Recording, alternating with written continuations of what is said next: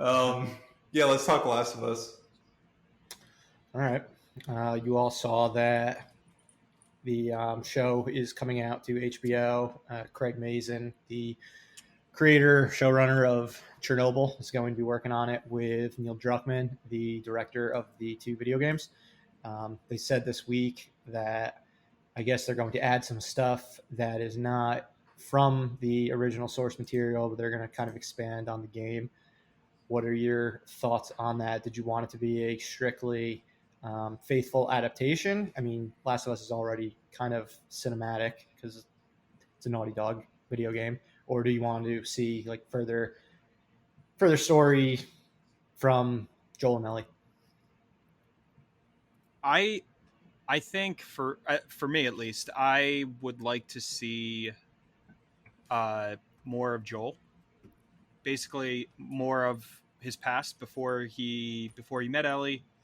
You know, after his daughter died, and like, you know, the apocalypse happened. I want to see all of that, like what transpired in that period of time. But if they decided to go with completely different characters that kind of weaved themselves into, you know, the current universe, I'd be fine with that too. But I think that would at least be really interesting. The problem is I don't know who you would cast as Joel. Like, I mean, I have ideas, but I don't know if it would stick. If people would, especially video game fans, I don't know. I feel like they kind of need to do something that's in the universe, but characters that are completely new. So I don't know that I want to see. I don't know that I want to see like a Joel prequel. For me, I think there's a reason Last of Us skipped 20 years from like when the apocalypse breaks out, the zombie apocalypse, to when Joel and Ellie meet up, and they basically have that father-daughter relationship navigating through a zombie apocalypse. I think that's the story, and that's the heart. And so I think just seeing Joel on his by himself, without someone filling in that daughter role, without having the two of them interacting and just kind of seeing that relationship develop, I think is, you kind of lose what The Last of Us is. Yeah. And I think, like, on one hand, Joel's character, he kind of functions better not really knowing his past. You know, so I want to know more about him, and I think that it would be a good maybe like one season. But if they want to do something, I don't know, like The Walking Dead, where it kind of opens up over several seasons, I think they need to create new characters in the same universe and have it complement the games. I kind of feel like that's probably what they're going to do. So, I mean, I'm on board. Yeah, I have no idea if it's going to be a limited series or multi-season. I haven't heard if part 2 is going to be involved in any capacity. My guess would be if it was a success that they would. Yeah. But you do bring up an interesting point when you mentioned the casting. Is there any like dream Joel and Ellie picks that you guys would have? I honestly think Hugh Jackman would be a great Joel. I think he would kill it. I do see a lot of people talking about him online as their like top pick. Trying to think who else. Yeah, I mean, he's. It sucks so much that Ellen Page is older because she would be the perfect Ellie. But she still looks young. I mean, she wouldn't be able to play the young. Yeah, exactly. Yeah, not young Ellie. She can't play 14-year-old Ellie. No, she'd be able to play. They probably have to go. They probably have to go with an unknown for Ellie.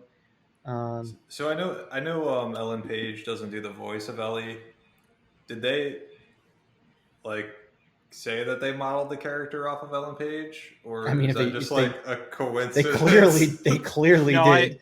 I think. Did she get money for that, or were they just like? She did not. I think I was think back in annoyed. the original game, I think they basically said that she was, she was inspired by Ellen Page. Which I don't think Ellen Page liked. I mean, she's even like a gay character. Like Ellen Page is Yeah. is gay, so And like they really did take it. Like there was a like, game where hey, like we they might as well just paid call you Ellen Ellen. Page. Ellie, Ellen. Like it's crazy the similarities that they got away with it. And I'm surprised they got away with it because she was there was a game that paid her. They used her character model. I forget the name of the game now. It wasn't very good, but they used her character model. They used her voice, and they paid her. And then you have Last of Us that kind of squeezed it in, and just like, here's this character. We're gonna find somebody that sounds kind of like Ellen Page, and here we go. We won't have to pay to have an Ellen Page, but we basically have Ellen Page. So it's like a Crispin Glover. They made a good decision because Ashley Johnson, she killed it as Ellie, especially in the sequel. But I do have one other. I was just thinking about this. Bradley Cooper would be a good Joel, I think. I think he's a little too big, but now at this point, but I could see him really. Yeah, Star is Born. Bradley Cooper could do it.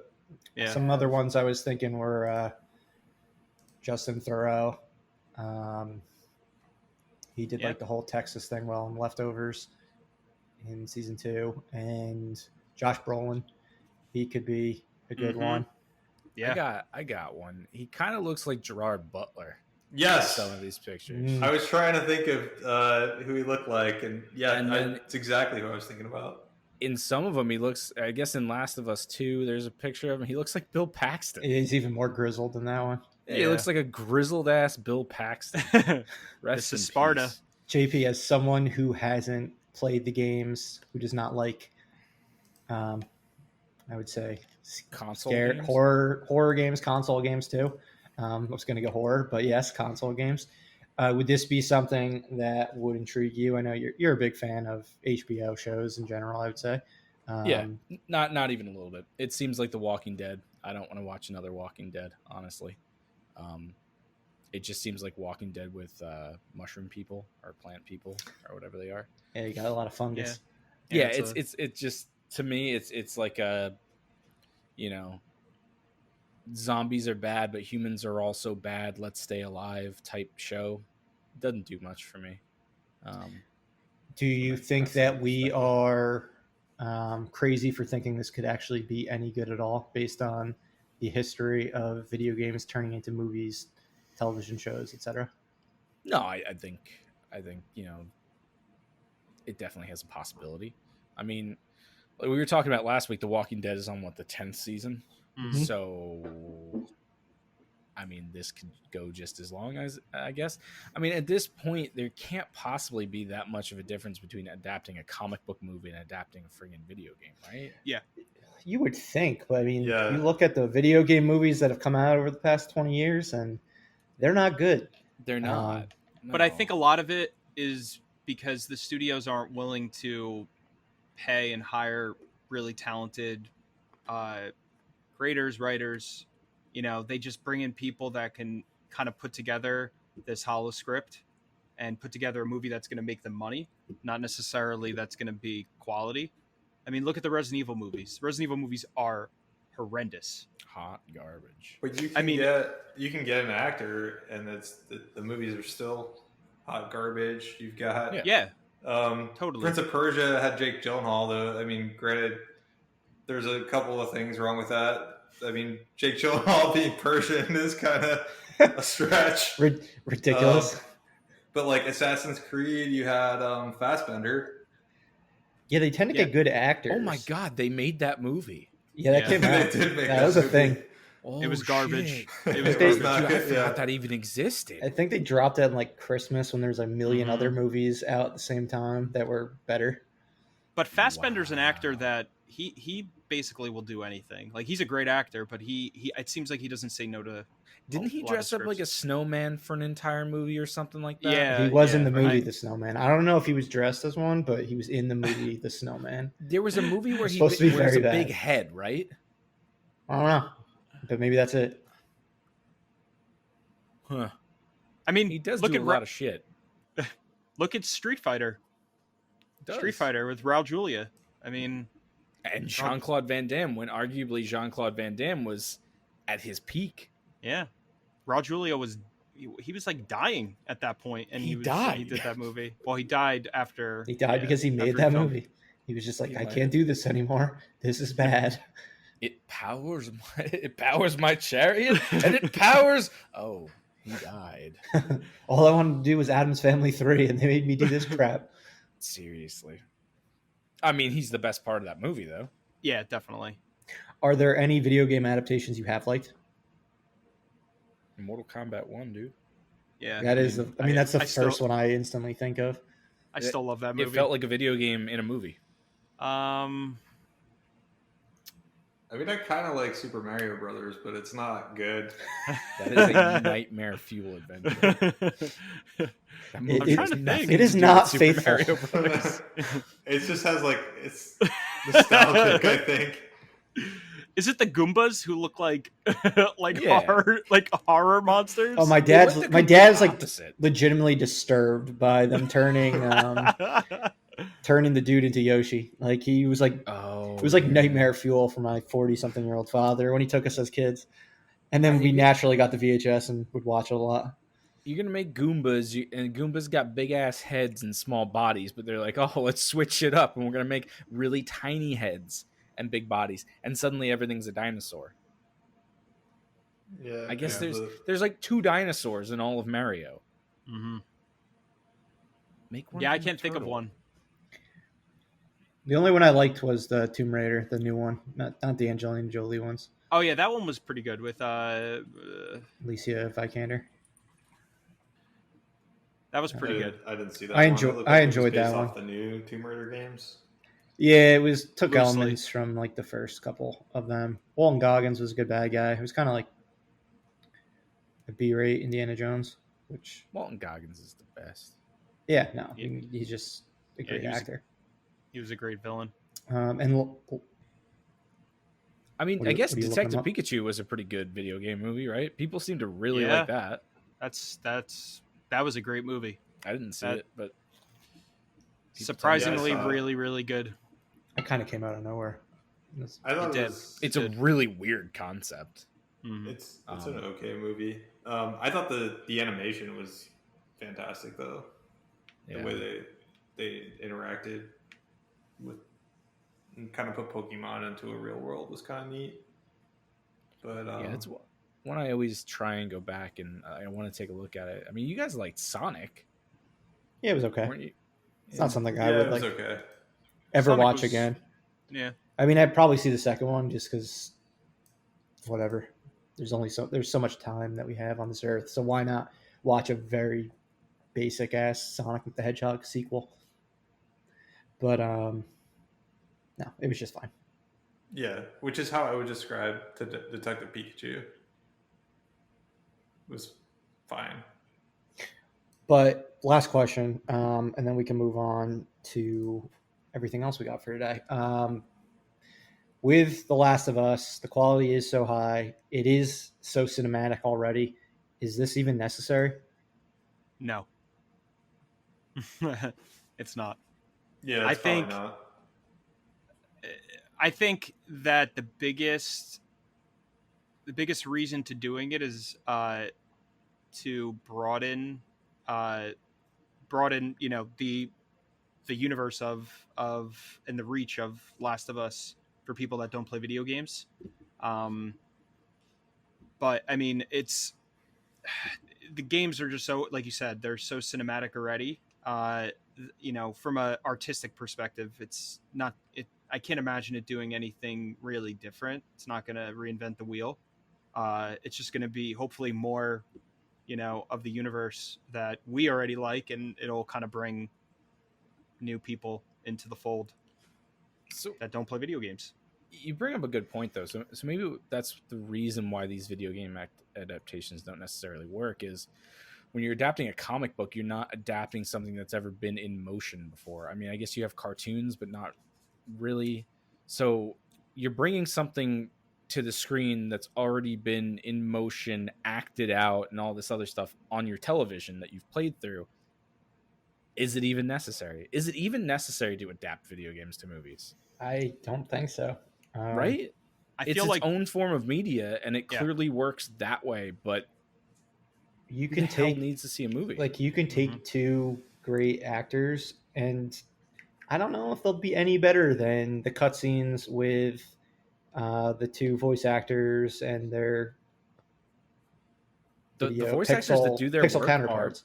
they're spectacular. They're superstars in their own rights, and it's It's similar to like the Disney movies, how like all the animated movies get turned into live action. I see no reason to do that for any single one of them. Well, we've talked about. I mean, there a good chunk of us are Uncharted fans, and we've talked about there's always been talk about an Uncharted movie, and they're talking about Tom Holland, and it's like That's just one I've never been able to get into. The idea of making an Uncharted movie. Is there even gameplay in Uncharted? I feel like most of it's just like There's sprawling cutscenes, and you so press a much button every cutscenes. now and then. It's so good.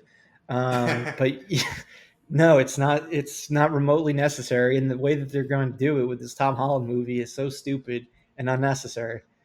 It'll probably be better than when Mark Wahlberg was going to be it, though. Was going to be Drake. God. he's still in it though. He's playing Sully. I'd rather him be Sully than Drake. I don't know if you know this, but this map, it's Uncharted. We're in Uncharted territory here. Exactly. That's literally what it's going to be like. Oh, God. oh, I'm man. still scarred from Transformers when he said he was an inventor like something like 48 times throughout the entire movie. Oh no! What's worse than that is the knowing, where he's I think it's the knowing. No, it might not be the knowing. There's a movie where he's The a Happening? scientist. The Happening. Yeah. He's a scientist in The Happening, and it's The like Bees. you cannot believe that Mark Wahlberg is a scientist. Everyone's just dying. like- He's like, guys, the bees. The Did bees. you know the bees are gone? They're like, The trees. that dude just jumped in front of a lawnmower. No, but the bees, man. Say hi to your mother for me. Oh, and he's also from Texas in Transformers, and Clearly Really? sounds like he's from Boston. yeah, like why? Because Michael Bay. It's true. Well, thankfully he is not involved with Last of Us. Let's go on to the show.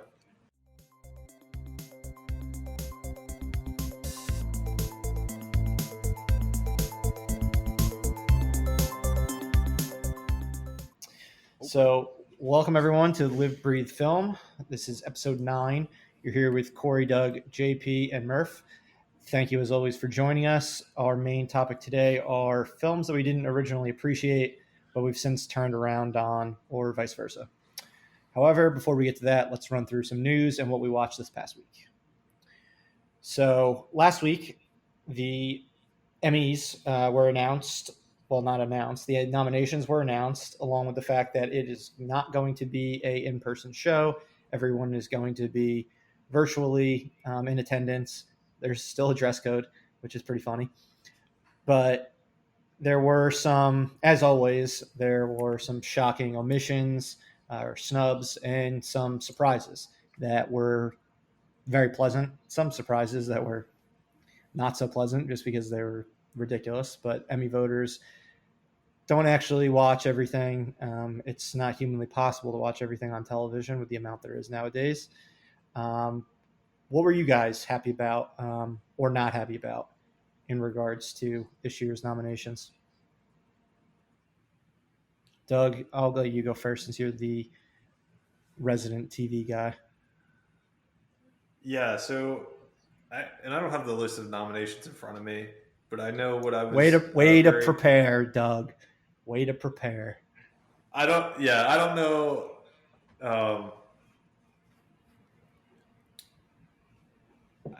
I'm sure there's some multiple disappointments scattered through him, but I think Rhea Seehorn has got to be the one that you got to call out as.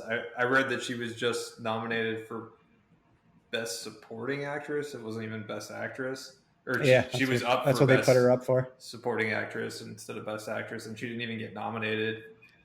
And it's just boggles my mind every year that we go through the Emmys and we've got a show like Better Call Saul that we've got Bob Odenkirk knocking it out of the park. We've got Rhea Seehorn knocking it out of the park. This season was probably, I mean, each season gets better and better. This season was probably one of the better shows on television. And supporting how great that script is was Rhea Seehorn knocking it out of the park in acting, Bob Odenkirk knocking it out of the park in acting, and the fact that neither one of those two individuals got nominated is a crime. And I don't really understand what is going on with the Emmy voters, other than that they're just not watching Better Call Saul and they're not seeing these performances. Because I don't know how else you just. I mean, it's one thing for them not to win, but to not even be nominated is insane to me. Yeah, I'd say you can tell they're not watching. Even more so than the Bob Odenkirk and Rhea Seehorn situations is the fact that they're so lazy and they give themselves away so badly with the best supporting actor category. The fact that they nominated Giancarlo Esposito, Gus Fring. Oh, yeah. Yeah, who's had like 2 minutes in The Mandalorian. Yes. But I'm talking Better Call Saul. Yeah, he didn't get nominated for The Mandalorian. That would be really bad. There are 2 other supporting actors on that show that gave way better roles or way better performances this season and had so much more to do. Sure. Yeah, you have Tony Dalton as Lalo, and you've got Jonathan Banks as Mike. Both of those characters, how do you not throw a Bagman with Jonathan Banks and not get a nomination? How do you not put really? Oh, the second to last episode, the big standoff at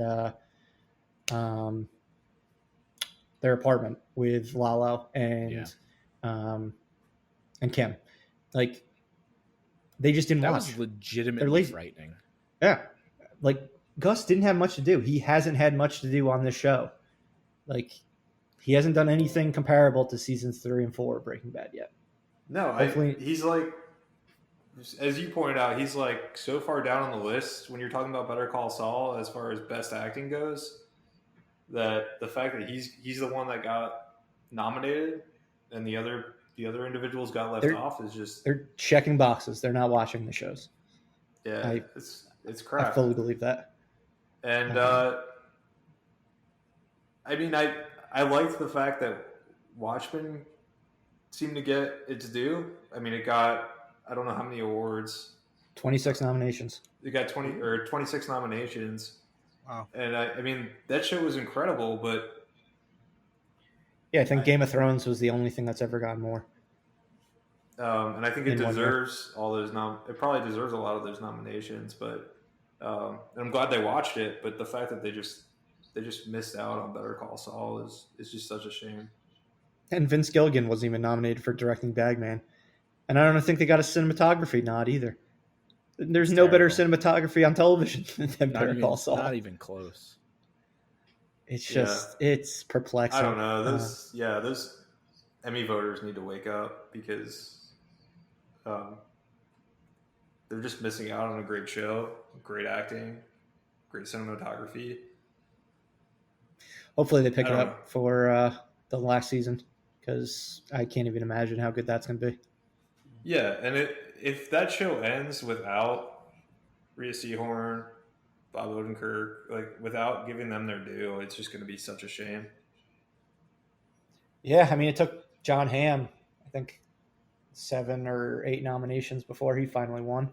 So, but they got to get nominated first. Yeah. Yeah, well, Bob Odenkirk's been nominated every season other than this one. Wow. Rhea Seehorn, on the other hand, is 0 for 5, which is crazy. She's in more of a Wire situation where it doesn't get nominated for anything. JP, how surprised or happy that What We Do in the Shadows was nominated for Best Comedy? Oh, I'm pumped. I mean, that was surprising. I didn't see that coming. Dude, this show deserves its due, but it's going to get mauled and beaten to the ground by Maisel, because Maisel is just a goddamn force to be reckoned with. And I mean, rightfully so. Marvelous Mrs. Maisel has been one of the funniest shows I've watched in a long time. But What We Do in the Shadows is just such a fun show to watch. And I'm glad that, I mean, no one really got any actor or actress nods, but the casting director got a nod. So casting that is fantastic. It's such a good ensemble that they put together. Hopefully they can win that because it definitely deserves some recognition. But what a good show. And I'm happy that it's coming back for a third season. And yeah, just overall, I'm happy that they got, I think it's 10 nominations they got for that show, and each one is very rightfully deserved. Yeah, that's one that I'm definitely going to have to catch up on. You and other friends are ecstatic about how great that show is. So it's worth the watch. I've watched really it good. Twice all the way through so far. I'll probably watch it again before season 3 comes out too.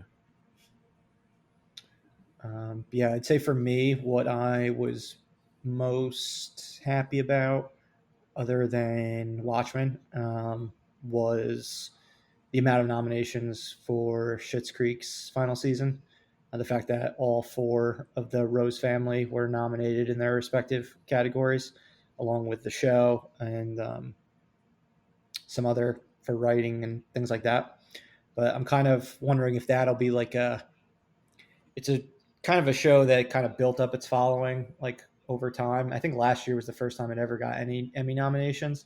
So I'm wondering if like this year the momentum will just kind of lead to like it steamrolling over everything for its final one. We'll see soon enough. But that'd be something I think would be pretty cool. Have any of you watched Succession? I know that people think that's going to be like the big drama show this season. No, I I would tend to stay away from dramas. I've heard the acting though was pretty incredible for Succession. Like I when I've heard other people complain about the travesty that is Better Call Saul, the Succession is the one that I've actually heard like legitimately competes with Better Call Saul as far as acting chops go. But I haven't watched it, so Yeah, I think HBO's kind of put all its might behind that now. Now that Game of Thrones is over, they never really took to Westworld, pushing that. It seemed like after the first season, or actually the second season got a lot of nominations itself. I can't remember if it was nominated for Best Drama this year or not. Westworld? Yeah, I can tell you in 2 seconds. I think it got a few. Got a few acting nominated. Like Jeffrey Wright got nominated. Yeah, Jeffrey Wright got nominated. The woman that Tandy plays Maeve Newman got nominated for a supporting actress. It looks like it got bumped out of Best Drama from the. I think The Mandalorian took its spot. Oh, that's Mandalorian. Yeah, Rightfully so. what you think they got? Were you surprised that it got nominated? I think it got like 15 or 16 nominations, including Best Drama. I thought that was really surprising. Yeah. I was the most surprised about Taika. His nomination for what was it? Was it like just a voice actor Yeah, I think it nomination, was like something like that? Guest voice or voice But yeah, acting. For IG-11, I mean that was cool and that was surprising because I saw his tweet today. Just saying Giancarlo thank you. Esposito got nominated for Guest Actor on The Mandalorian too. So Doug was partially right. Yeah, okay, yeah. I thought he got nominated, which he got 2 in that, nominations. which is like, yeah, that was a really like he just kind of like shows up for like a second. But he's in what the whole second half of the last episode, right? Or is it the full last episode? I think it's like the second half. Yeah. Maybe the whole thing. Either way, it was not a great lot. performance. Yeah, I mean, he always does a great job, but it felt very short. He's just got to get nominated for The Boys, and then he'll be 3-0. Yeah, that was surprising to see. I did not know he was in that. Yeah, that was a surprise for me as well when I first watched it. He's in everything, so just count that he'll show up in every show you watch. I did think it was kind of cool that the Vat of Acid episode of Rick and Morty was the one that they submitted and was what got them the nomination for Best Animated Series. since we were all super high on that episode on, I think, maybe our first episode. First or second episode that we recorded. It was really the only good one of last season. People would watch that and think this is probably the greatest show ever, and then kind of be let down by the rest of the season. Don't understand it because their IQ's not high enough, you know? That's true. You have to be very smart to watch Rick and Morty. That's what they say. All right. Moving on. Another thing that I think we talked about in one of our practice episodes before we actually filmed was the big fight between Universal and AMC, and how AMC was super pissed that Universal was putting their movies on VOD at the exact same time they were coming into theaters. I mean, it wasn't with too many movies, but I think Trolls World Tour was the first one. And they said that they will no longer be showing Universal movies. We all agreed that was insanity, that AMC cannot survive if they're not showing Fast 9, No Time to Die, Jurassic Park 3, or Jurassic World 3, all the huge blockbusters, Minions 2, that would be coming up over the next year. So that big fight finally resolved itself this past week. And what they're doing is Universal has a 17-day period where their movies have to be in theaters only. And then after that 17 window ends, which is essentially after weekend number 3, if a movie opens on Friday, then the movies can go on VOD at the same time they are playing in theaters. Do we think this is going to be something that we're going to see often from these Universal movies, or is it mostly going to be for movies that kind of bomb in weekends 1 and 2, or movies that the theaters or Universal really never had much faith in and they never did much marketing for? So just to make sure that we're all on the same page, is the 17-day window deal between AMC and Universal, that's Universal gets to choose, right? Which movies, like, they don't have every Universal movie doesn't have to hit VOD. Correct. After 17 days, it's kind of like they pick the movie. Yep. Okay. Yeah, they'll see how it performs and then decide if they want to put it on VOD after weekend 3 or just leave it straight in theaters. It sounds like the perfect strategy for kids movies. Oh yeah. Once the parents are tired of taking the kids out, yeah, you just buy it at home and then they can watch it 8 million times. So AMC gets guaranteed almost 3 weeks? Yeah, I didn't. That's what they got out of the deal? What AMC actually gets out of this deal. Well, so they have the movies for 3 weekends, and then they also get a cut of the VOD sales from Universal. And these movies will also be on AMC On Demand or whatever their app is called. So they would obviously be getting money from that as well. Sounds like their bluff worked real well. Yeah. Yeah, and it kind of fucks over every other theater chain, every independent movie theater that isn't going to be getting a slice of this. Like, how are they going to respond? Are they all now going to be like, all right, fuck you, Universal, and just do the same move? Give us that money. Is there another theater chain that's as big as AMC that can throw their weight around? I mean, there's none as big as AMC. Bow tie. There's Regal and Cinemark. Those are probably 2 and 3. They definitely have clout, but they don't have as much as AMC. No. Yeah. Do they have enough though where Universal can't just say, like, take a walk? Probably in certain areas of the country that are primarily those theaters, then they would have somewhat of a say. Not so much the tri-state area, or probably not LA either. Because I'm sure Universal's not going to want to split out too much more of their VOD sales to other theater chains. So I imagine this isn't going to happen a lot with other theaters unless they have, like you said, some sort of regional leverage. But it's an interesting deal.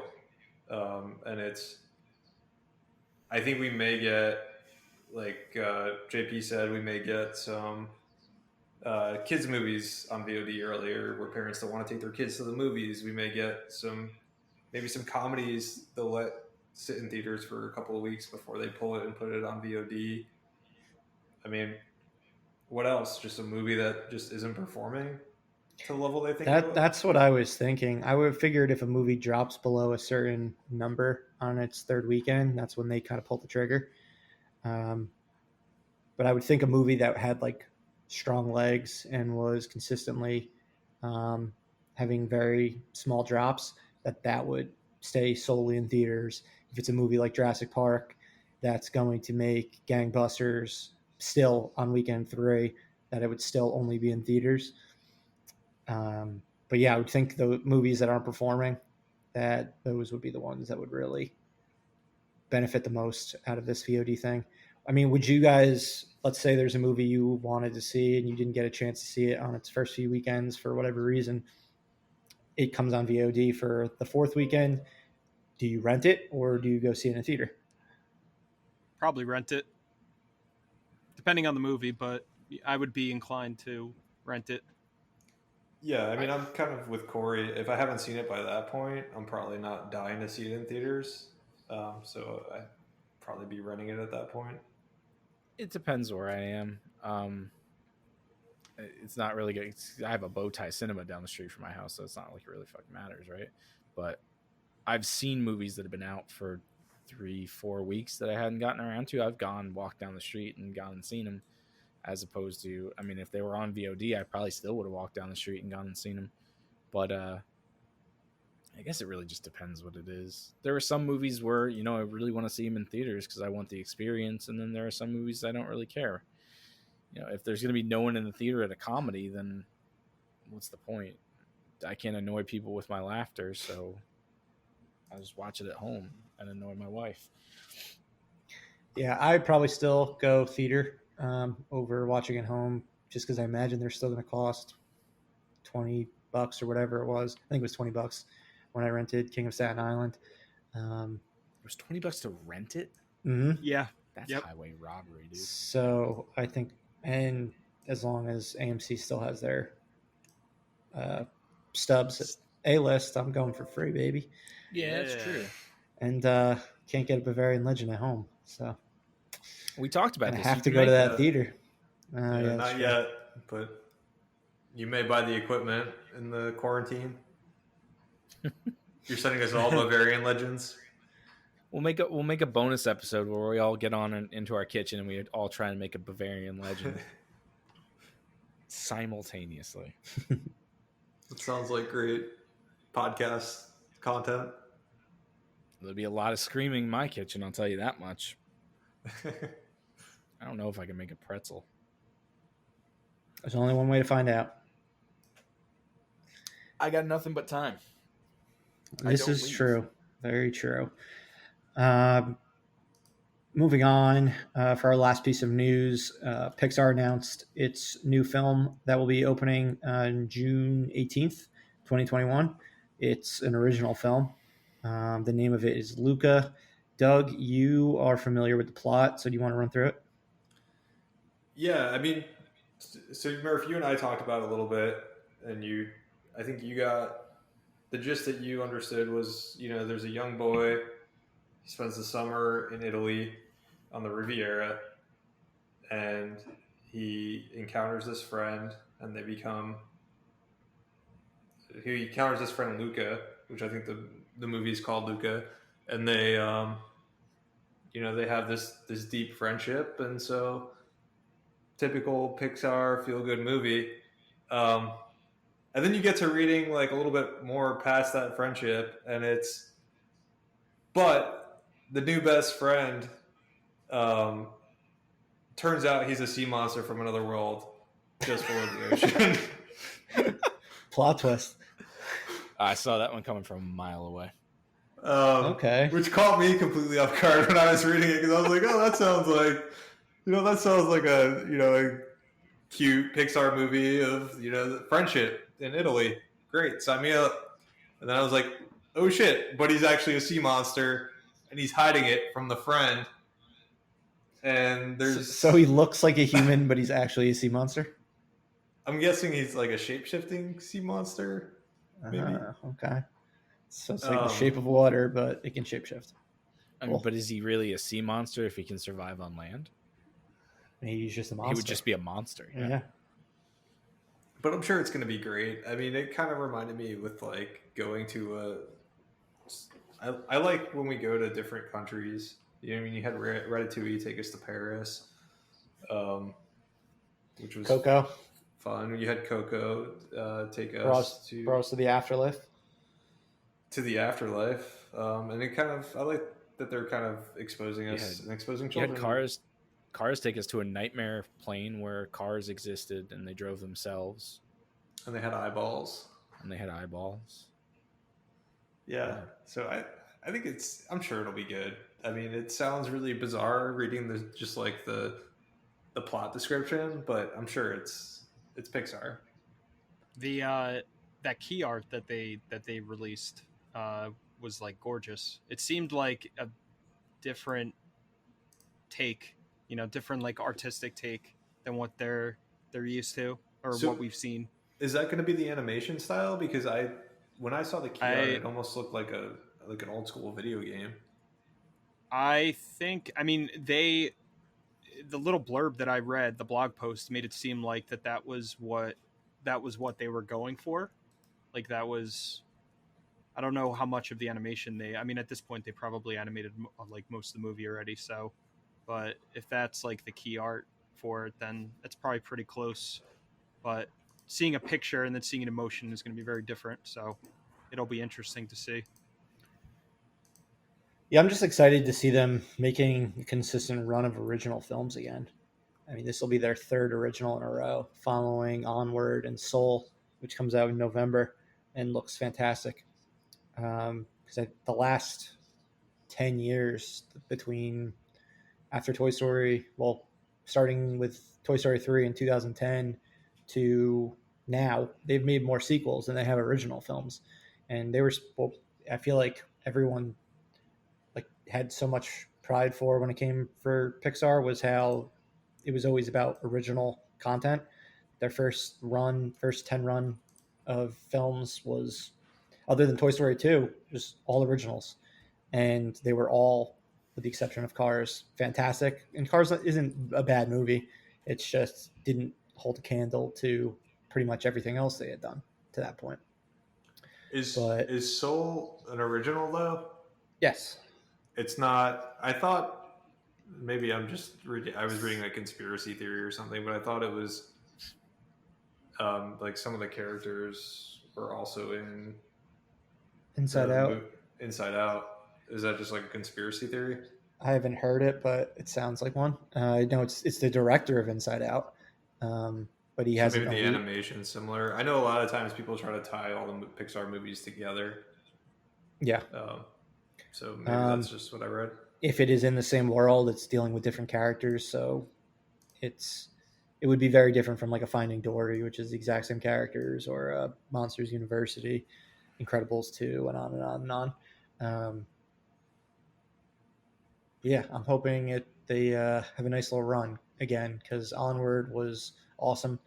That's not to say that like Toy Story 4 or Incredibles 2 were lesser than. Both of those were very strong sequels. But an original run of strong films would be very nice for the new, for Pete Docter, who's now in charge, and kind of separate himself from the Lasseter era.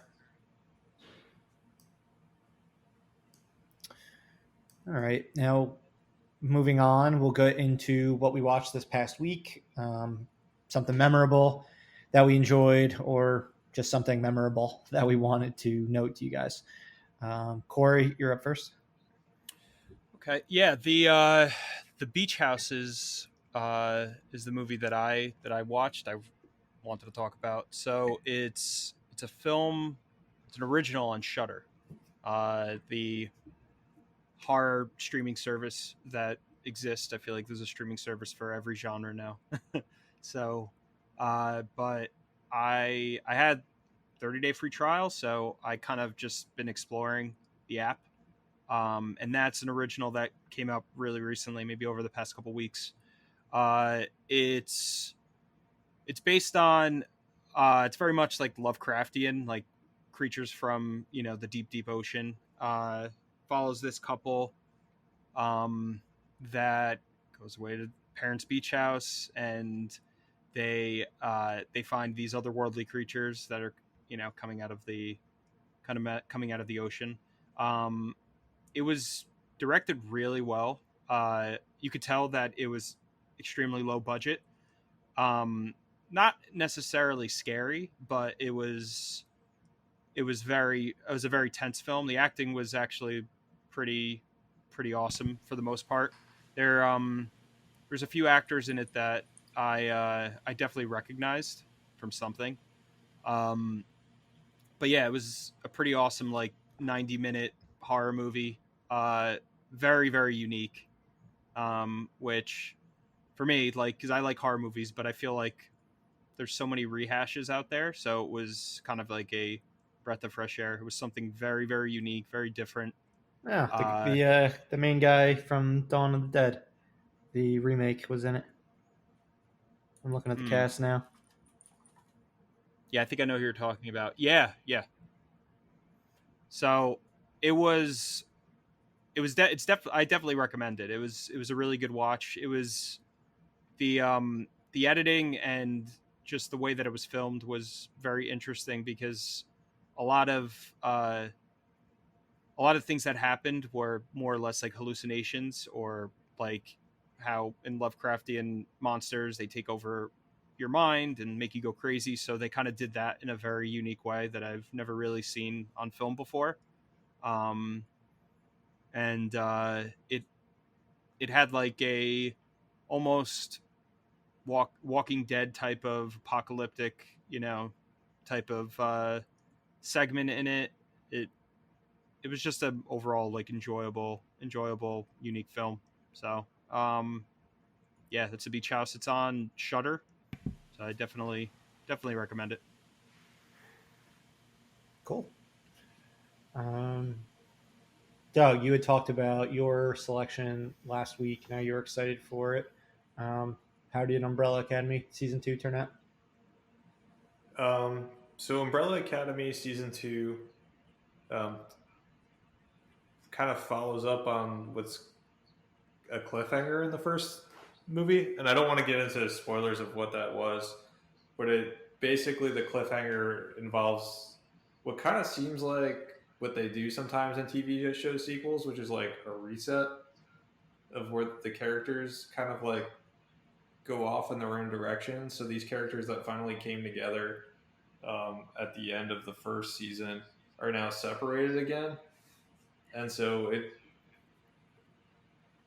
kind of feels like, and their whole goal is to stop the apocalypse again, and so it just kind of feels like a rehash of the first season.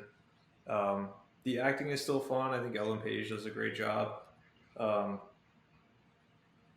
think Tom Hopper is good.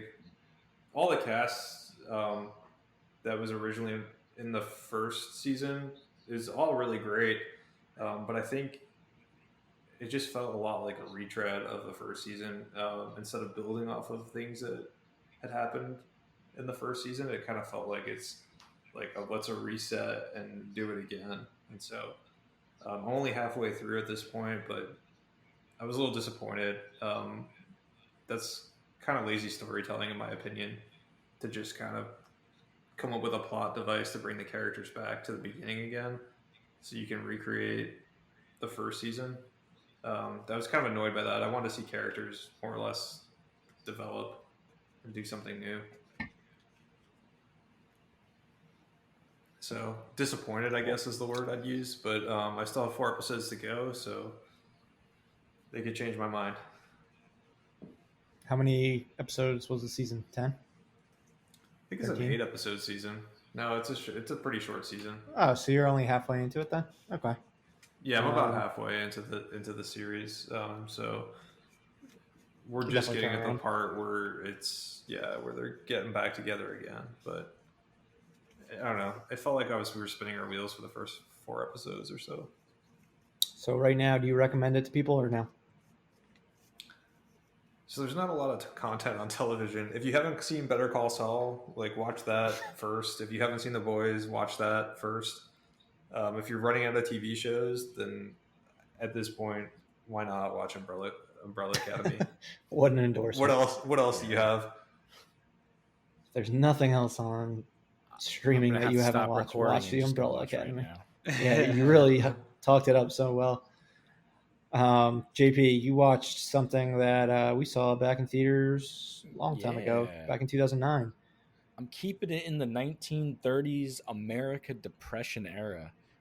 That's what this house is about, depression. I watched Public Enemies, starring Christian Bale, Johnny Depp, and Marion Cotillard.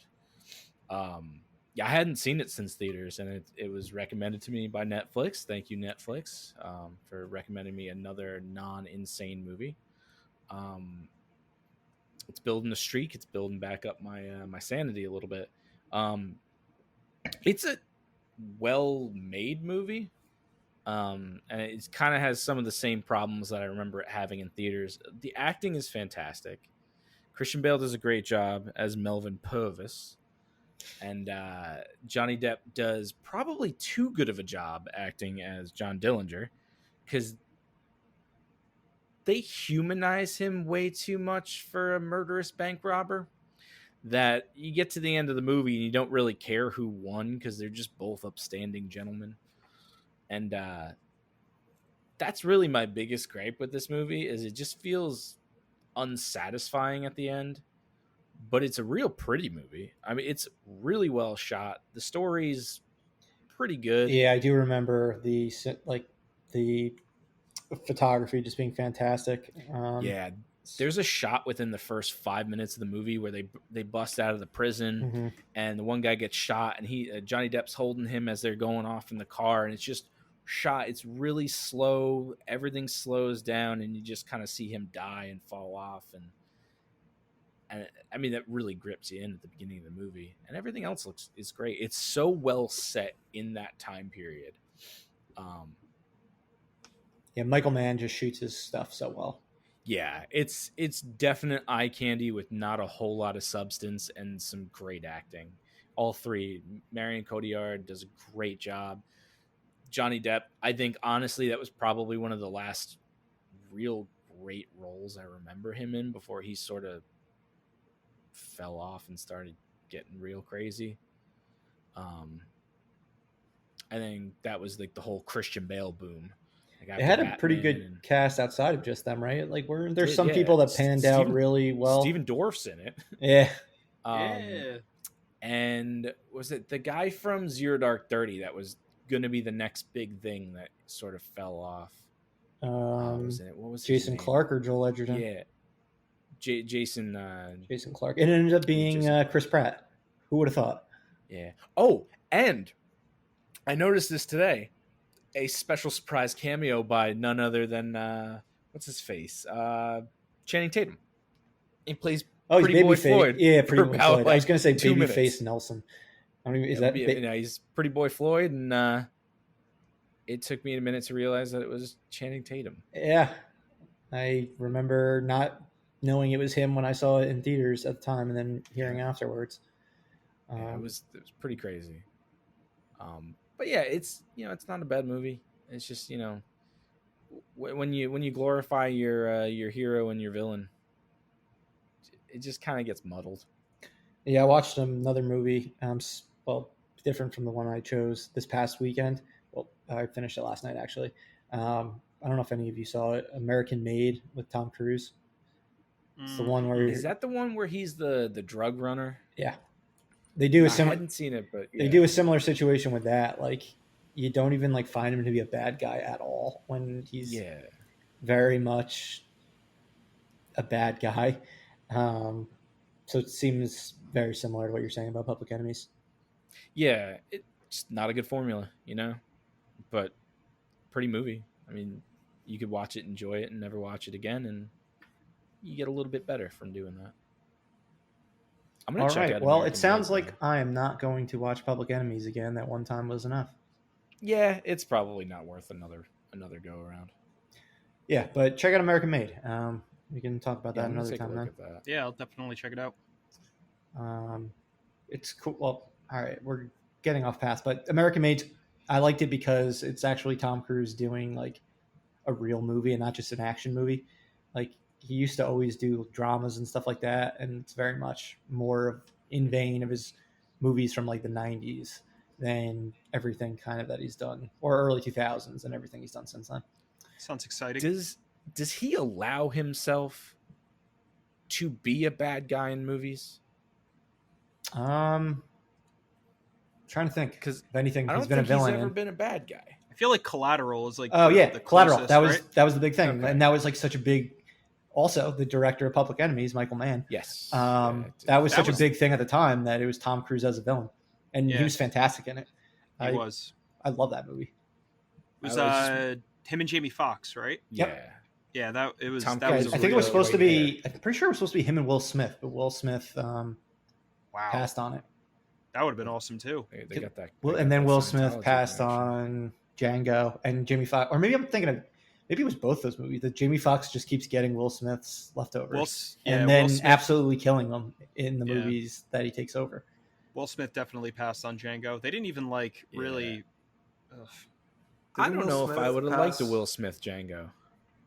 Didn't Will Smith pass on Neo too from The Matrix? Yes, He did.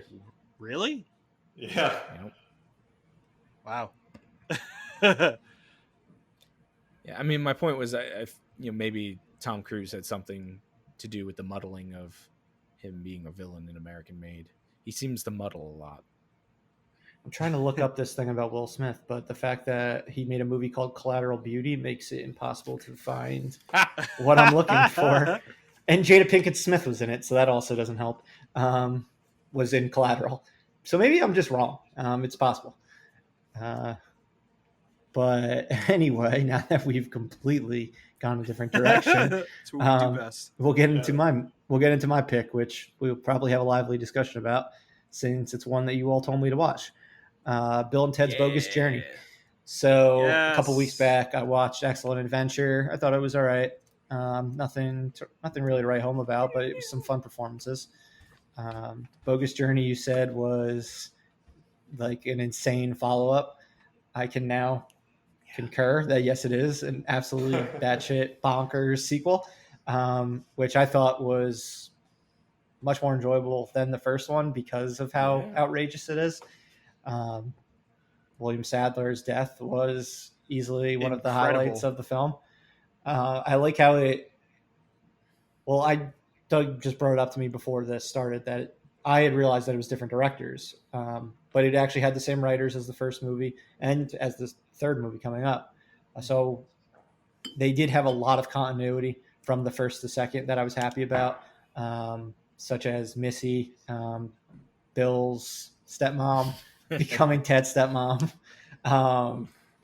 and the fact that they continued the whole arc about, or not really an arc, but the plot line about Ted getting sent to like the Alaskan boot camp or whatever. I liked how that continued. But those are just small little things. It was really just about just going as ridiculous as possible, sending them to heaven, sending them to hell, having them interact with alien genius or genius aliens, instead of Not getting even. or whatever that heck they They're the are. wrong aliens. They find the wrong ones, so they make do with stations. The fact that they just didn't give you like a genius in history and went like that route, I thought was pretty funny. Dude, they kill him within the first like 10 minutes of the movie. Oh yeah, Right? how am I not It's even talking so about wild. evil Bill and Ted were fantastic. Yeah. I thought like they were just as funny, if not more, than the actual Bill and Ted. The scene where they do like a possession of Bill's or Ted's dad and one of the other police officers, that was fantastic. Just a strange movie. It's a nightmare. It's like Yeah. Bill and Ted had a nightmare and they got it on film. I mean, What'd you think didn't about even- the Easter Bunny? Yeah, you didn't even talk about how. Yeah, when And, they're like, in all hell, those- they go in their weird kind of nightmares. Oh, Those are fucked up. Or But- Bill's grandmother like going to kiss him. Oh yeah. And Which then I think the is drill actually, sergeant. I think that's Alex Winter who plays his own grandmother. Oh, Does he really? really? Yeah, I think I read that somewhere. What I thought was really interesting about those movies is I don't know if you guys know this, but so I was listening to the Bill and Ted 3 Comic Con hosted by Kevin Smith, and so the writers of the first movie went to the studio. And the studio really wanted, after the first movie, and the studio really wanted them to do like a follow up to Excellent Adventure that was just going to be like, it's an English paper now that they need to turn in, and so they need to go through history again. God, that And would have been so- terrible. And they really wanted to do Bill and Ted Went to Hell, and so they were able to. They like apparently went to Keanu, and they were like, "What would you rather do, like this English paper version, or like Bill and Ted Go to Hell?" And obviously, Keanu chose like the Bill and Ted Go to Hell, and that kind of helped give it enough weight to like push it in that direction. It's crazy that Thank goodness. he had Bill and Ted 2 and Point Break in the same year.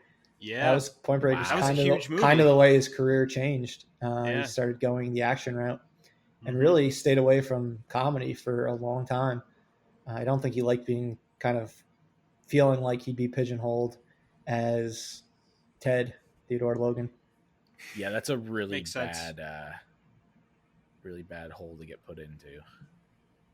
It's also funny that how many days do you think George Carlin worked combined on those two movies? Like 2 4 days. total. Probably not much. And he probably showed up for just a He few shows up hours at the each time. beginning of the movie and the end of the movie both times. Yeah. He was even in God. less of the second one than he was in the first one. Yeah, Yeah. sadly. He's just really in the beginning of it, right? And then just right at the end brings him to. Does he even show up at the end? It's been a long time since He I've seen this one. shows up at the end at the At the Battle of the concert. Band. Concert Yeah. Mm-hmm.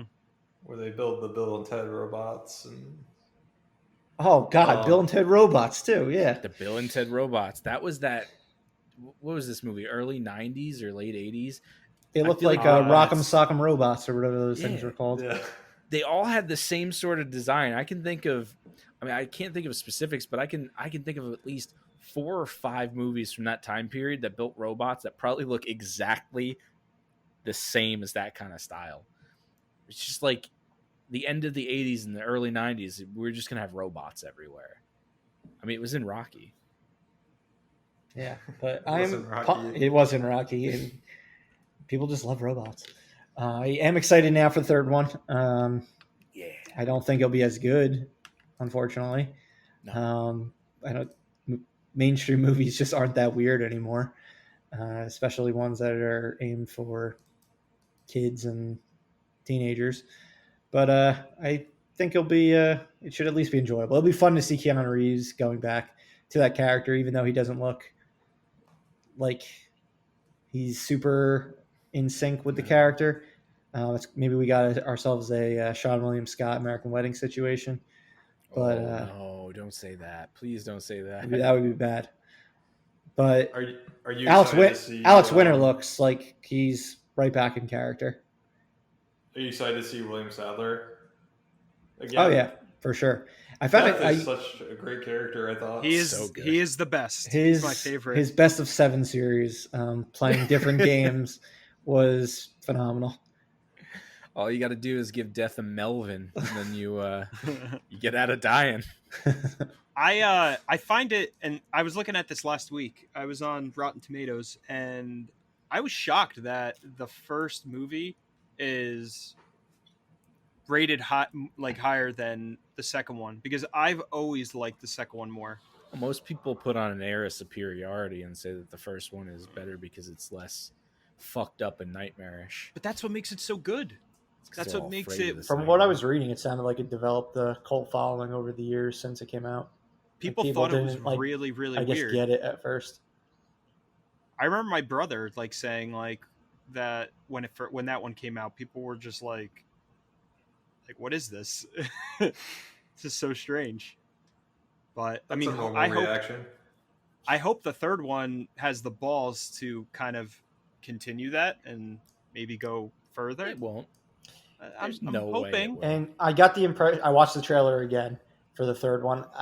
It seems like the story is that their kids are what is going to save the world. Their song, because they don't say wild stallions, like they say.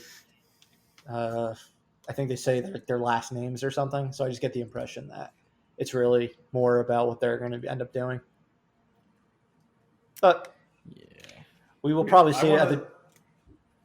I want to Yeah. see old Bill and Ted from the end of the second one. Whatever happened to those guys with the One of them is beards? ZZ Top, right?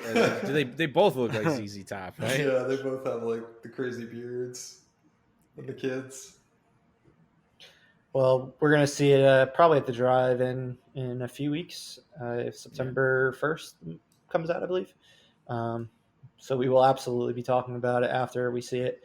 Doug, are you going to go see it in theaters, or are you going to VOD this one? So I don't think I was looking at drive-through theaters in the area, and they're all showing like older movies. Like one of them was like a Shrek on one screen and like Puss in Boots on the other screen. So that doesn't have my hopes high that I'm going to be able to watch this one in theaters, but I'll certainly VOD it. Well, the drive-ins right now, they're pretty much just playing like independent like horror movies and old movies. That's really all they're doing. I don't think until that Unhinged movie comes out in a few weeks that you're going to get really anything that you would be like new. I know JP's like the biggest Unhinged fan. I'm gonna drive home from that movie like Russell Crowe, just going fucking crazy. I'm gonna headbutt some kangaroos. You're gonna go on. Scream at You're people. gonna go on Clinton Road and do the opposite of what happened to you the first time you went to a drive-in theater. Teenagers. I'm gonna pass them and slow down and scare the pants off of them. No, I'm not gonna do that. Don't ever do that. You heard it. Did that to me. You heard it here first. You bastards. All right. As for something that 3/4 of us watched this past weekend, and we'll just talk about it real quick, is Perry Mason. So it has been renewed for second season. I know JP, Corey, and I are all super excited. If Doug would ever catch up to it, he'd probably be excited as well. He just took his headphones off and walked Oh, away. yeah, he does not want to hear spoilers. But we'll get more. We'll talk about the finale in depth on next week's episode, since that airs on Sunday. But let's just get some quick thoughts on how you think the season has ended up so far after 7 episodes. I was having a conversation with because I've been watching it with my girlfriend, and I like the progression. I thought the first couple episodes were definitely solid, like maybe like the first 3 or 4, so I guess like the first half, but it got to a very plotting like cadence, I guess. At a certain point, it just felt I wasn't really feeling too invested, and then once it became very apparent that they were going to start to introduce Perry Mason as a defense attorney, that's when it started to get like really, really interesting to me. Other than that, the church was like the most interesting aspect. Like the murder itself of Charlie Dotson, the kid. It took me a little bit to kind of like figure out like what was going on. I thought like there was just a lot of like twists and turns. It was kind of hard to follow and not really that interesting.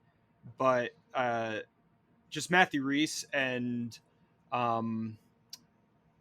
just the cast of the law office, and that all the public defenders, and like they were fantastic. But I thought like it kind of gained its legs in the last like couple episodes. Like the last episode was incredible. I thought the courtroom scenes were amazing. Yeah, I definitely thought it picked up once he became a lawyer instead of being a PI. And the case got more interesting at that point. I do think the resolution of it was satisfying, actually finding out what happened. But I'm not familiar with the source material, but I have been Neither am I. reading some reviews on AV Club and finding out that a bunch of characters on the show are actually on the original as well. So I'm kind of finding out Oh, really? what their professions are on the actual show versus this origin story. But I think they're going to be able to do the show for a while, like if they want, because it's not like the shows of back in the day where it's a case of the week. They'll do a case for a season. You can easily do his first few years being a defense attorney and just going through a case every single season. If you have this cast continuing to come back, it's got me. Yeah. HBO has another winner on its hands. Yeah, it's so dark. Yeah, It's so dark, and It's just when gotten, you like- think it can't get any darker, Mm-hmm. the beginning of this episode starts, and I'm sitting there on the couch like, what the fuck did I just witness? I don't want to spoil anything for Doug, but I mean, the whole thing with Sister Alice as a child. Yeah. I was like, okay, Yep. here we go. And then, yeah, like you said, I liked a lot of what he was doing as a private detective just because I like that sort of narrative. I like the idea of him detecting a crime. I like him finding evidence and all that. But it definitely feels like it's hit a stride where it can last for a long time with him being the defense attorney. And, you know, he has his own support net of people that can go out and do that. And as long as they show most of that, because I like the investigation aspect of it all. I like that the case is still being investigated while they're still at trial, Mhm. which seems definitely like something that might, I guess, have happened in 1938. Thank God that doesn't happen now. Yeah. Because that would be terrifying. But I like that a lot. I like that they can just bring in new evidence because I feel like a straight courtroom drama would be pretty darn boring. But when you're having breaks in the case throughout all this, it definitely fuels the fire and keeps it going. Mm-hmm. And I just want to say Matthew Reese one-upping Stephen Root in court was fantastic. so good. Stephen Root is horrifying in the 1930s. He's such a interesting actor. actor. He does He's a drama great and character comedy actor. so well. He's great. And if I'm sure they'll keep him on because he's the DA. So if he's kind of like the bad guy in the courtroom, it seems like it's a nice dynamic between the two of them. The one thing that I did, and now I'm really like kind of realizing this now, the one thing that I did like about the first couple episodes, especially now seeing how it's playing out, is really how they use those first couple episodes to develop Perry Mason, like as a character. Like you saw every little nuance about him and really learned about how he ticked. And then once, things kind of, get in its stride and start moving a little bit faster, it was way more satisfying, I think.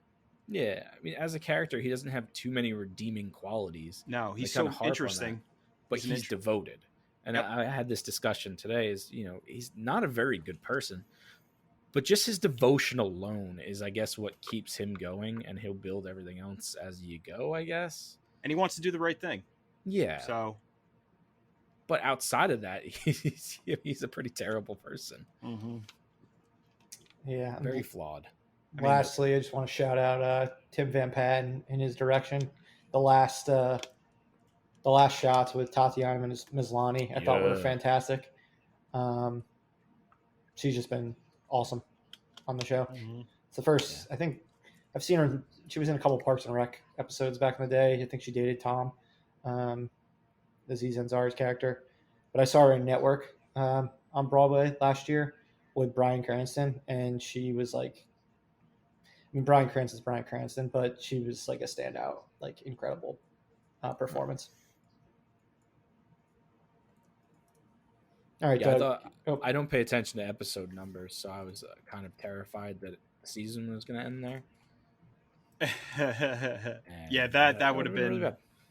Yeah, Agreed. I watched the preview to next week. They really didn't show anything, which was the first time this season. I'm like, I'll watch the trailer to the upcoming episode, and then I was glad they didn't show anything because I would have been annoyed at myself otherwise. Yeah, it's the one thing I don't spoil for myself. Is I refuse to watch. HBO does this all the time. They'll air the first episode of their brand new series, and they'll say, "Here's scenes from the entire season." Yeah, I never watched Watch them. those. Yeah, I don't understand why anyone watches. I don't think I've done those, that but- since like Vice Principals or Righteous Gemstones, one of the two. Probably Vice Principals, because Righteous Gemstones was not very long ago. No. All right, Doug, you're free to listen again. We are done with Perry Mason until next week, and our quick conversation was absolutely not quick because we have no self-control. So, okay, I'm outside of my soundproof booth now. I've Perfect. rejoined the group. So now that you're Quick, back, tell them how it ends. yeah, exactly. Let's go. Let's move on to our feature presentation.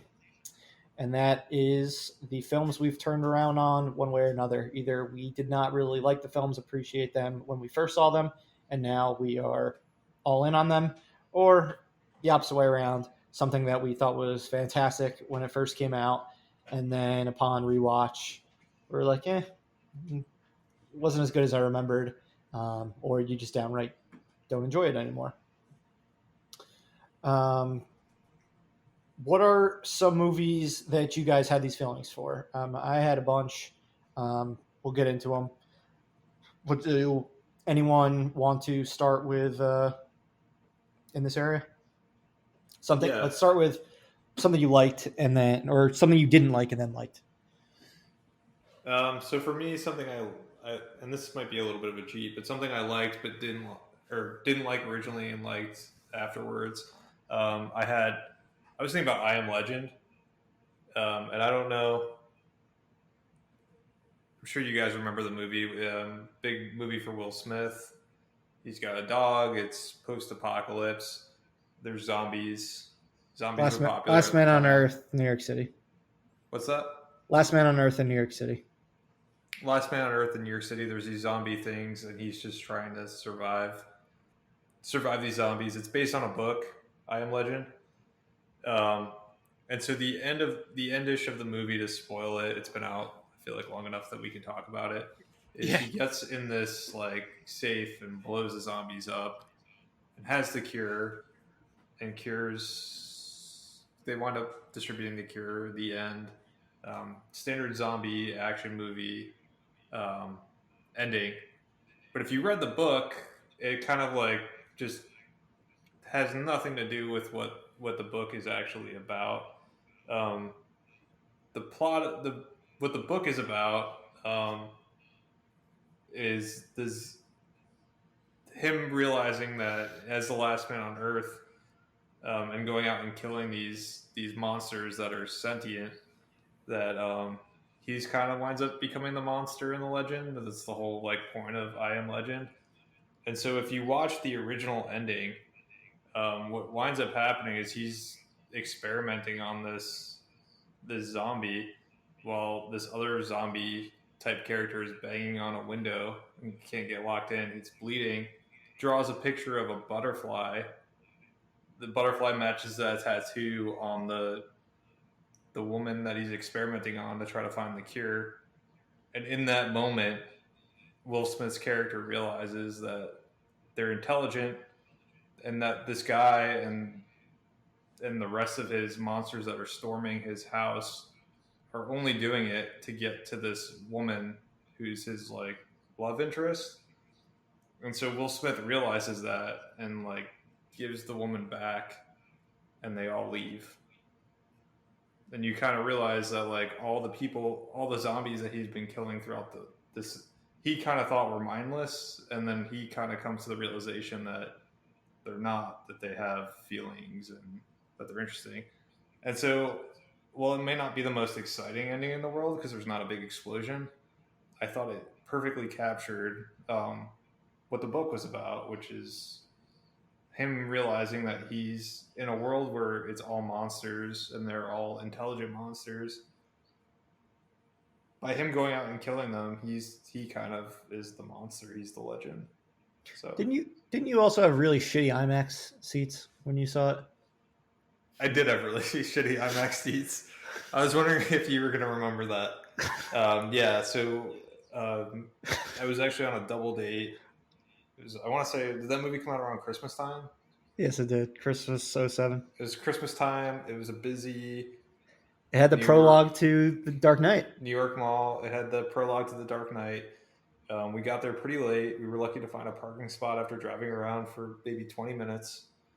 And we wound up being like, it must have been like second or third row in like Yuck. like an IMAX theater. A legit IMAX theater, not like a legit AMC full one. screen IMAX theater. But I like to think that that wasn't what soured me. It was the ending. Could have been a mix. So- Could have been a mix. Could have been a mix, but I just wish they would have stuck with the original ending. So that's a movie. I think, yeah, there may have been other factors involved, but that's a movie I've kind of turned around on, and I kind of like. Yeah, one for me that was entirely dependent on the crowd that I saw. Not so much where I was sitting, but the crowd was when Corey and JP were here for this. Was Lord of the Rings, The Fellowship of the Ring. For some reason, we had the most obnoxious person in the movie theater sitting directly next to us. Naturally, it was our friend. And completely took me out of the movie. I wasn't excited to see it to begin with. I wasn't really a fantasy person at all at that point in time. I mean, I think the first Harry Potter had just come out maybe a month before, which I enjoyed, but that kind of felt more like modern and like in the real world than like a very fantasy like setting, like Middle Earth. So I was totally just focused on him being an asshole to everyone else in the theater, which was an incredibly small theater. This is the complete opposite of an IMAX. Like you could be in the front row, and if you talk at normal volume, probably the person in the back row can hear you. Didn't we also have really crappy seats for that? I kind of remember sitting first or second row in the corner. We were in the Something corner. really It was probably like fourth or fifth row. Yeah. But yeah, it wasn't until I saw it the second time when I was on a cruise with my family, like the following summer before it was even on DVD or anything. And I just watched it, went to the theater by myself to watch it and loved it. And then was just all in from that point on. So I kind of feel like a dick for egging my friend on at the time because he definitely ruined the experience for a lot of nerds who were super hyped up for the first installment of Tolkien's trilogy. Sorry. Wait, so you were an accomplice? I was definitely in the row in front of you. Thanks a lot, Murph. I love that was movie. definitely like the one like giggling at everything that our friend was doing, which definitely led him to continue to do what he was doing. There's been a few movies where we've had the asshole in the audience with us. A lot of movies, I would think. Mm-hmm. Matrix Harry 3. Potter and the Prisoner of Azkaban. We actually got like yelled at in that one because our friend cursed somebody else to be quiet, and then they were not happy that the F-bomb was thrown out in a PG-rated movie. What else did Matrix? Matrix Revolutions? Yeah, that was one of them. There were a few. In retrospect, I feel really bad because now I'm the person who freaks out if somebody is an asshole. We had that conversation. We were just talking about how annoying those people are. Yeah, teenagers are dicks. Yeah. This is kind of like an I Am Legend moment, Murph. You are the annoying person. I am what I hate. You've been Will Smith this whole time. I'm definitely one of the people because I was really excited to see that movie, and I was really not into our friends. Yes, I think you were very, very annoyed. And I enjoyed that movie, and I feel like I was the only one out of our friends group that enjoyed that movie and fought for it for many years. I did. Oh shit! I just thought of another one, Gladiator. I had the exact same experience for Gladiator as I did for Fellowship of the Ring, where our friend was talking throughout the entire movie, and it wasn't until maybe the climax that I was able to get into it. But that's terrible. I did not like it. I just wasn't able to fully enjoy it. But when I bought it on DVD like right when it came out, and fucking loved it. Yeah, It's an Fellowship. incredible movie. Fellowship I definitely liked a lot when we first saw it. I remember being very angry at our friend as well. I remember JP being I like how annoyed. he's our friend. But this friend, I remember being pretty angry during the movie. I think I pushed him or something because he was sitting in front of me. I think I remember like hitting him or something. When we like, saying, saw, "Shut the fuck up." when my mom and my grandma took us to see Mission Impossible 2, my mom kicked me and him like away from us, like mid movie. We had to go all the way to like the front of the theater because she was so annoyed at how much he was talking. Yeah, he was the worst. I hope he's a The listener. worst. I mean, we've had plenty of laughs, and Oh yeah. he knows that by the time, like a few years later, it'd be like, dude, you cannot say a word or I'll be fucking so angry. And he became a solid movie-going person.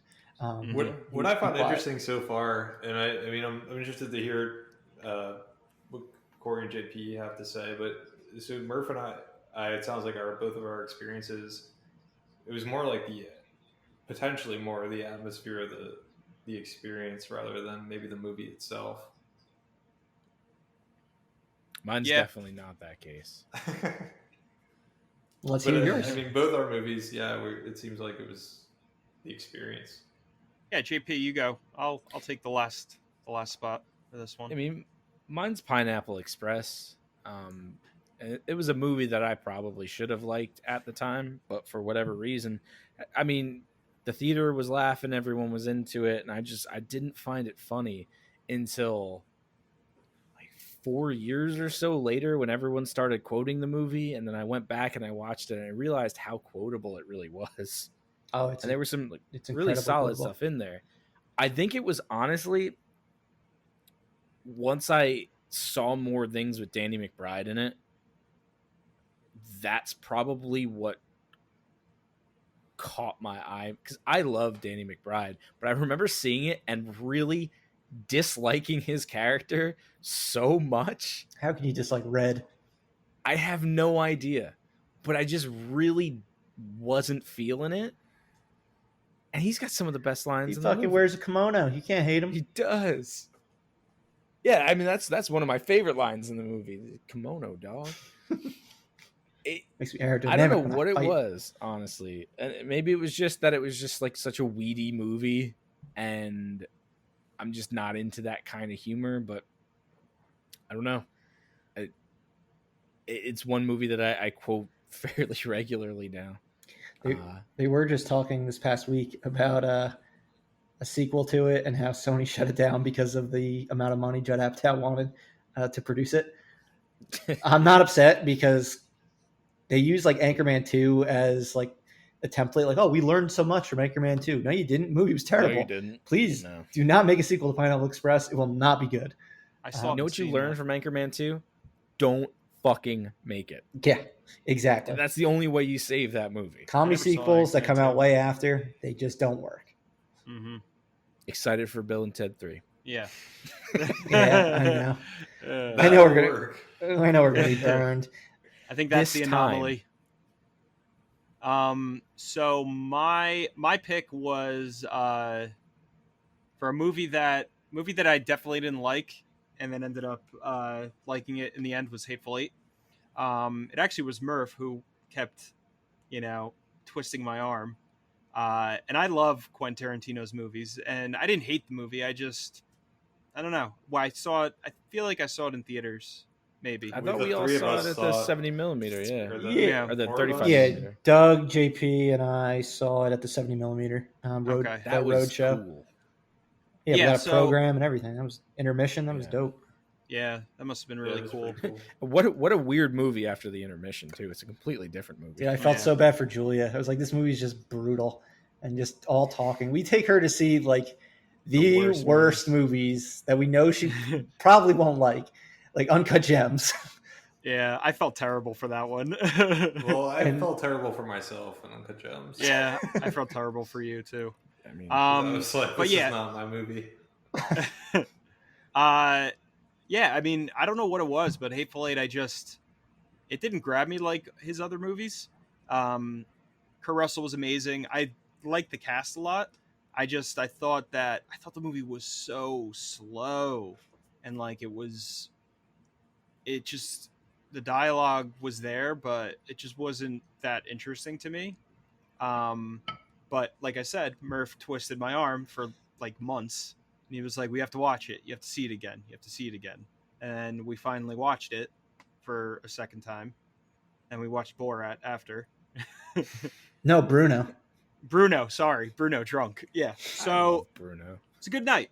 But after that viewing, I definitely liked it a lot more. I got into the characters a little bit more, and just started to enjoy the It's movie. just a fun, fucked up movie.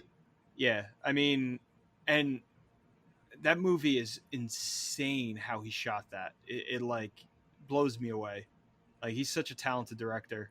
But and then a movie that I liked at first and didn't like. I couldn't really think of one, but I'm gonna throw this one out there. Batman and Robin, because we know all of us liked that movie when it first came out. Yeah, No, I did not.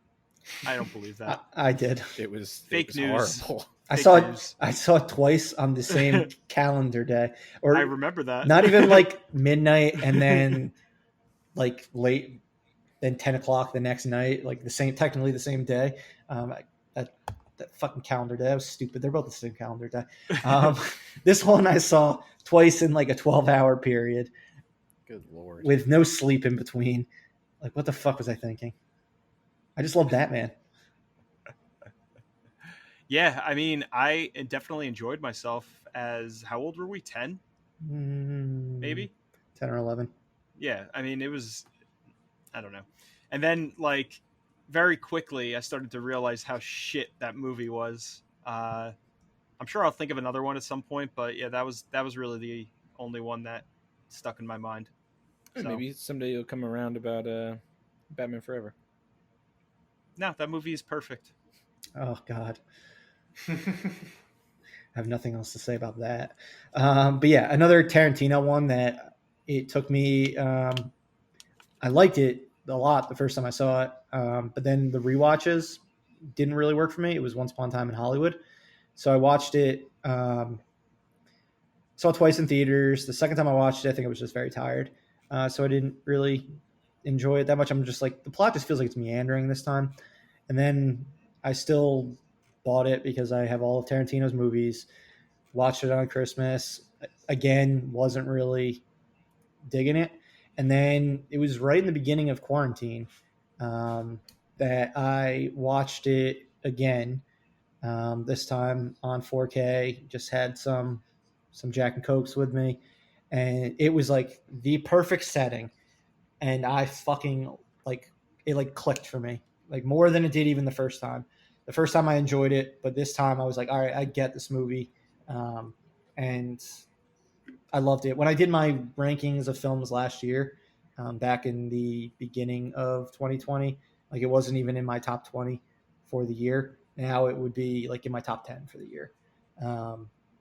So that was one where it just felt like I needed to be in the right atmosphere, right mood, right setting. Which Which was a global pandemic, yeah, and then some Jack and Coke.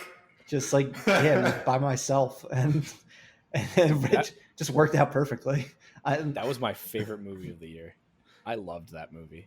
I don't know, like, when I watched it the second and third time, I'm like, I feel like this entire movie is just fucking watching him film a TV show, and it just, like, Isn't it great? and then I love boring movies. and Like it that. finally just clicked, and I was like, this works. Like, It does. it's not a typical Tarantino movie in many ways. In many ways, it still is a typical Tarantino movie. The first 3/4 of the movie is just some procedural drama that builds up so much suspense that you think, are they actually going to show this? You actually going to show what's going to happen? And then you realize, oh fuck, it's a Quentin Tarantino movie, and then shit just goes off the rails. Yeah, it's And like, I was just laughing In the best way hysterically. possible. yeah, it's a rewrite of history, which is I was legitimately, my heart was pounding Mm-hmm. towards Yeah, that last no, scene. my wife, Julia, walked out of the room at that moment because she didn't want to see what was going to take place towards the end of that movie.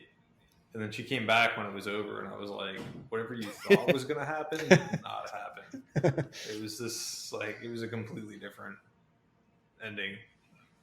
But I kind of enjoyed it the first round. I mean, it is a lot of like meandering, but that's kind of the charm for Tarantino. Yeah. Now I would say it turned into like that's the charm of the movie, and it just took me a little longer than usual to realize it. Yeah. So that one's kind of interesting because it's like a ping pong for you. You like kind of didn't like it, and you liked it, or you liked it, you didn't like it, and then you liked it again. Yeah, I would say it went from that I liked, and then didn't like, or didn't like as much, and then still don't feel that way about it. And the movie that came to mind the most was Avengers, the first Avengers. And when I went and saw that movie in theaters, I mean, granted, we've been building up to that movie through, Captain America, Iron Man, Thor, Hulk, presumably. So we'd been building up to that movie. So there was definitely a lot of anticipation when I saw that movie in theaters. But I thought that was like one of the best fucking movies I've ever seen when I saw that in theaters.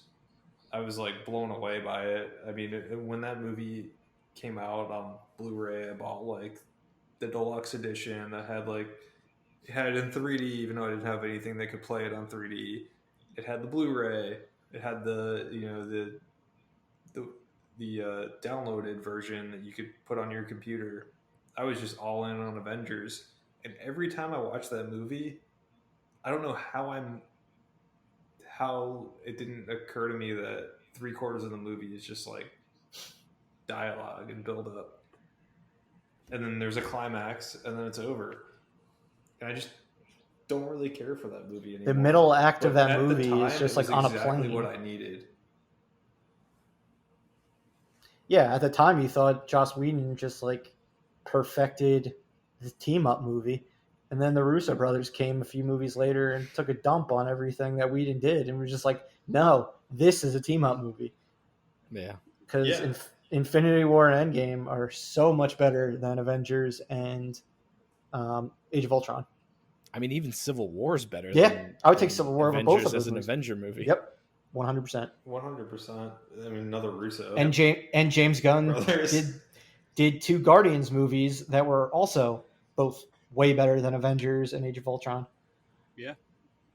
But if you back, I mean, do you guys go back and watch? Have you guys watched Avengers recently? Because I watched it to get ready for, I think, Endgame at the time. I was on this I've got to watch all the movies, or I don't think I actually watched them all, but I watched a lot of the big ones. And I was just like, this movie is just it's okay. Yeah, Corey and I watched it before Endgame, or no, before Infinity War, when we did a marathon with our friend Steve.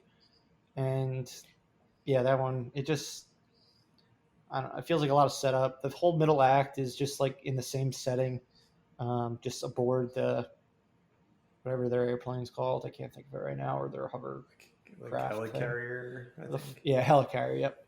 I mean, it pays off in Act 3. But as an entire movie, it doesn't necessarily hold my interest as much as it did back in 2012. It's just wild because you had so many movies to set it up, and then they used 3/4 of this movie to set it up even more. And then the payoff is what? That fight scene at the end where they fight a bunch of, at the time they were just orcs. They were just computer generated. No one gave a shit what the hell they were. And then there was a whale that the Hulk punched, and everyone was like, "Oh, this is great." And then was the first one where they showed that purple guy that no one knew who the fuck he was. Yeah, post credits, Thanos. Yeah, Thanos. And everyone's like, "Oh, the purple guy. Yeah, I totally know who the purple guy is." And then they built him up for 900 movies. I was excited for that entire time. Yeah. Well, you know, the whole Corey secret just is Corey he's just always told the angry. whole world He's that always he's angry. a nerd. I was No, like, that doesn't make any sense. If he's always angry, then he's always the Hulk. but But you know what happens, Doug? He turns into the Hulk after that, so you forget that doesn't make any sense. and it's funny though with Thanos, they spent like 4 end credit scenes or multiple end credit scenes in Guardians of the Galaxy badly setting him up. It wasn't So until bad. Infinity War where he was like, "Wow, this character's incredible." Yeah. Why couldn't Well, you I- make? threw away Why couldn't you get us the- remotely all the excited for this animation. character? I Yeah. was getting nervous myself because I was like, they're going to ruin this. Like I thought they were, because it was up until Infinity War. We did not know exactly how he was going to really fit into the whole thing. And it ended up being awesome, but they definitely waited too long, I think, in hindsight. But I love I Thanos, think- so. And they I don't know didn't that they use the waited. Thanos copter. The Thanos copter. I don't know if they waited too long. I just think like they probably could have done a little bit I more think to they set did. him up than just like, I'm on this throne and I'm gonna smile. I'll do Set it up myself. for the next. Yeah, it's just. I mean, like, you probably could have done it- a little more. It worked, but it was. I wish he was in more because he's just like such a fascinating character. So Yeah, I didn't give a villain. shit who he was until he showed up in the Yeah, movie. and he's He was actually a villain. incredible. Yeah, movie for me though that I loved originally and then kind of grew sour on over the years was Wedding Crashers. That was one that I saw like I think 3 times in theaters, and that was in the middle of the frat pack being like the comedy people. By the time I hit DVD, the Judd Apatow 40-Year-Old Virgin stuff had started, and I've just found that movie to be a million times funnier than Wedding Crashers. Vince Vaughn's shtick was starting to get stale at that point. He's doing the exact same character in every movie, which a lot of comedians are like that if you watch like 10 of their films.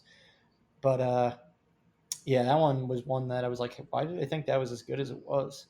Because it just like, I don't know, it kind of felt like a PG-13 comedy that just had a few things that got it an R rating. And it wasn't It was really, rated R? yeah. Huh. But it's not Yeah. something, I don't think I've watched it in full probably since 2006. I think That's another one what where they you're talk about saying, making a sequel. Is like what the country seemed to. So I didn't see Wedding Crashers in theaters, but it seemed like it was the most quotable movie when it was in theaters. Like everybody was quoting it, everyone was talking about it, and then the country just seemed to sour on it at some point. At some point, it just It's wasn't funny anymore. It's a movie you can definitely watch too much. Yeah. And I think that's what a lot of people did. Because it came out and it was the big thing, and then everyone watched it too much. And like you said, it's just sort of, it's Vince Vaughn doing the same thing he does, and it's Owen Wilson doing the same thing that he does all the time. And the only real saving graces are like Bradley Cooper. Yeah, like him and Christopher Walken. Yeah, well, yeah, Christopher Walken, but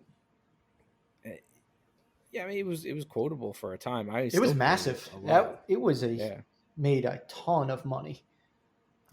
I still love when the little kid screams at him to make him a bicycle. Make me a bicycle, clown! Why are you yelling at me? I love that. Yeah, but that's another Yeah, one. They talk about making a sequel to. Just like, no, don't do it. We don't want that. No one wants to see you guys crash a wedding. Vince Vaughn was on the latest season of Curb Your Enthusiasm, and I actually like found him hilarious for the first time in a long time. Really? But I don't need him to do a Wedding Crashers too.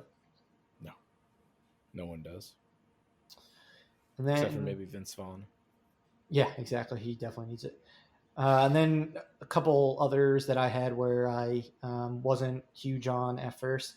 One thing I have noticed is a lot of the ones that I wasn't huge on at first and am now came out like between 99 and 2001. And a lot of those times it was just being with the wrong people when I was watching the movies. So my two from 99 were The Matrix and Fight Club. Both similar experiences. Watched them a few times, but it was never like able to be fully engaged with either of them. I also think I kind of had liked having a contrarian opinion on both those films because everyone was so high on both The Matrix and Fight Club. But then finally, like I had like the perfect like viewing experience where I was just watching it and like fully in tune with the movie, and was like, okay, I was wrong. These are fantastic films. Yeah, I mean, The Matrix I saw in this last year, I want to say, and like some of the stuff has aged pretty poorly. I mean, like the costume design is very 90s. The phones are very 90s. The bullet time, it looks kind of cheesy these days. That's because everyone did it. It got so annoying after a while. Exactly, everyone copied it, but I think I've enjoyed the movie. I think I hate it like you did, but I think I enjoy it more. I enjoyed it more the older I got because I got like a lot of it's like philosophical, and so I don't think I appreciated any of that. I just kind of enjoyed the action and the bullet time, and didn't really appreciate what the plot had to offer. Whereas as I got older, I think I kind of appreciated that a little more. I think I hated it more as the other movies came out. Like, I think I hate the Matrix one more now because of the Matrix 3. Great point. Sequels can do that. Than anything, because it's all for nothing. It writes such a large check that bounces so poorly on Lawrence Fishburne's dumbass character that it's just Morpheus is such a bad character. So what I choose to do, and I highly recommend it, is when there's a bad sequel, you just pretend like they don't exist. So like 2 and 3 didn't happen in my eyes. It's just so Matrix 4 when it comes out, it's really the Matrix 2. I actually he doesn't see it and petitions against it. I but watched like Jurassic Revolutions. Park, same thing. Like 2 and 3 didn't happen, and World doesn't exist. Oh no, Two's pretty the good, Lost World man. totally exists. Two's good. Lost World's pretty good except for the very end. Lost World never happened. It's so It's dark. not. It's not canon. Wow. I watched statement. Reloaded and Revolutions recently, and Reloaded is not good, but Revolutions is actually pretty good. Doug, would you watch Lost World and Jurassic Park 3? Let's say Desert Island, those two movies, or Jurassic World and Jurassic World 2? Which two do you take with you?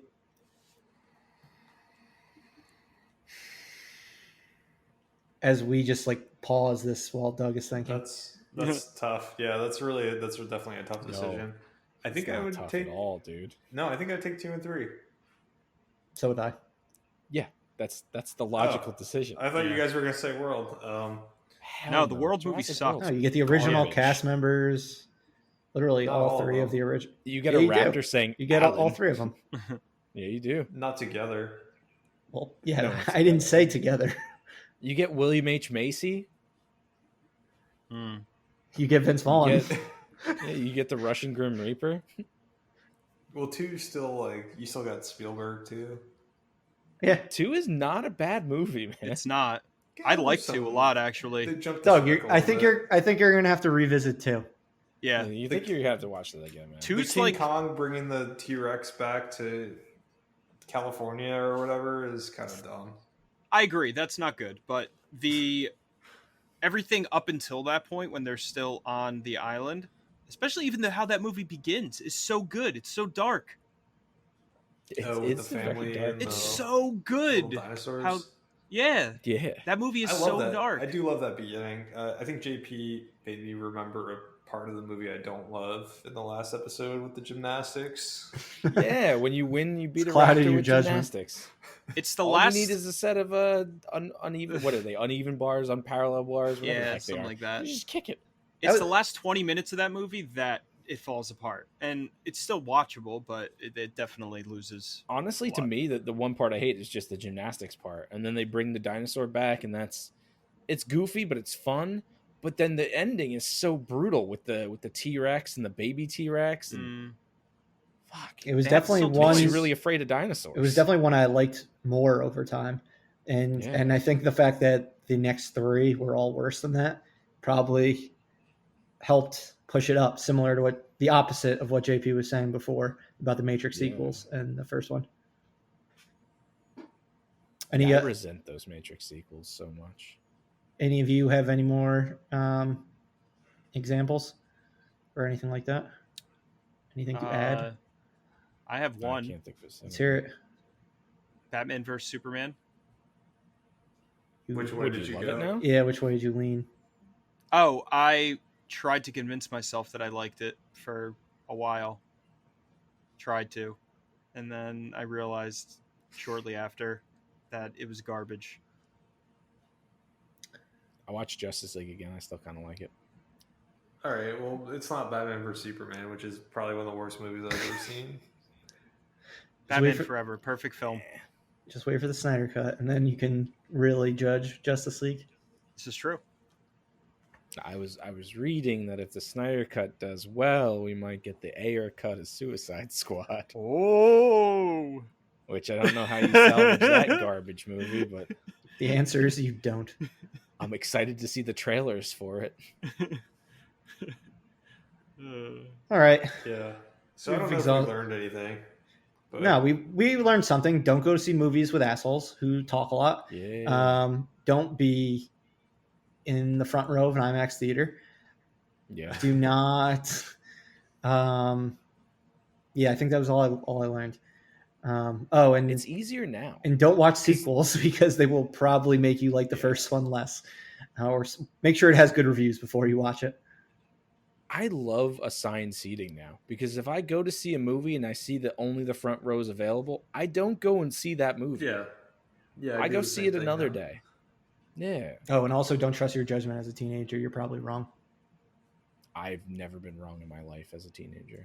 That's probably JP? not accurate. I've known you since kindergarten.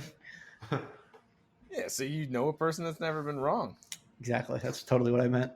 There you go. All right, we've exhausted this topic, so let's move on. And yes, Doug, we did not learn anything, but it was fun to talk about these experiences. I was hoping we'd have like a takeaway of like, this is what you got to do. We're not scientists. We didn't have an hypothesis when we walked into this, and we did not come to a conclusion. You change as people. And sometimes you change and you hate movies that you used to like. And sometimes you like movies that you used to hate. And sometimes, if you're Murph, you like a movie, then you hate it, then you hate it even more, then you get drunk and get locked in your house, and then you like it again. There you go. Well said. Well put. All right. And picking up where we left off last week, we are on 1983 in our yearly film series. To recap, where each of us pick one film from the year that we really love for whatever reason. Doesn't have to be that it's a great film, just that we have a special attachment towards that film. So, Corey, I will let you start off with your film. All right. I went with Krull.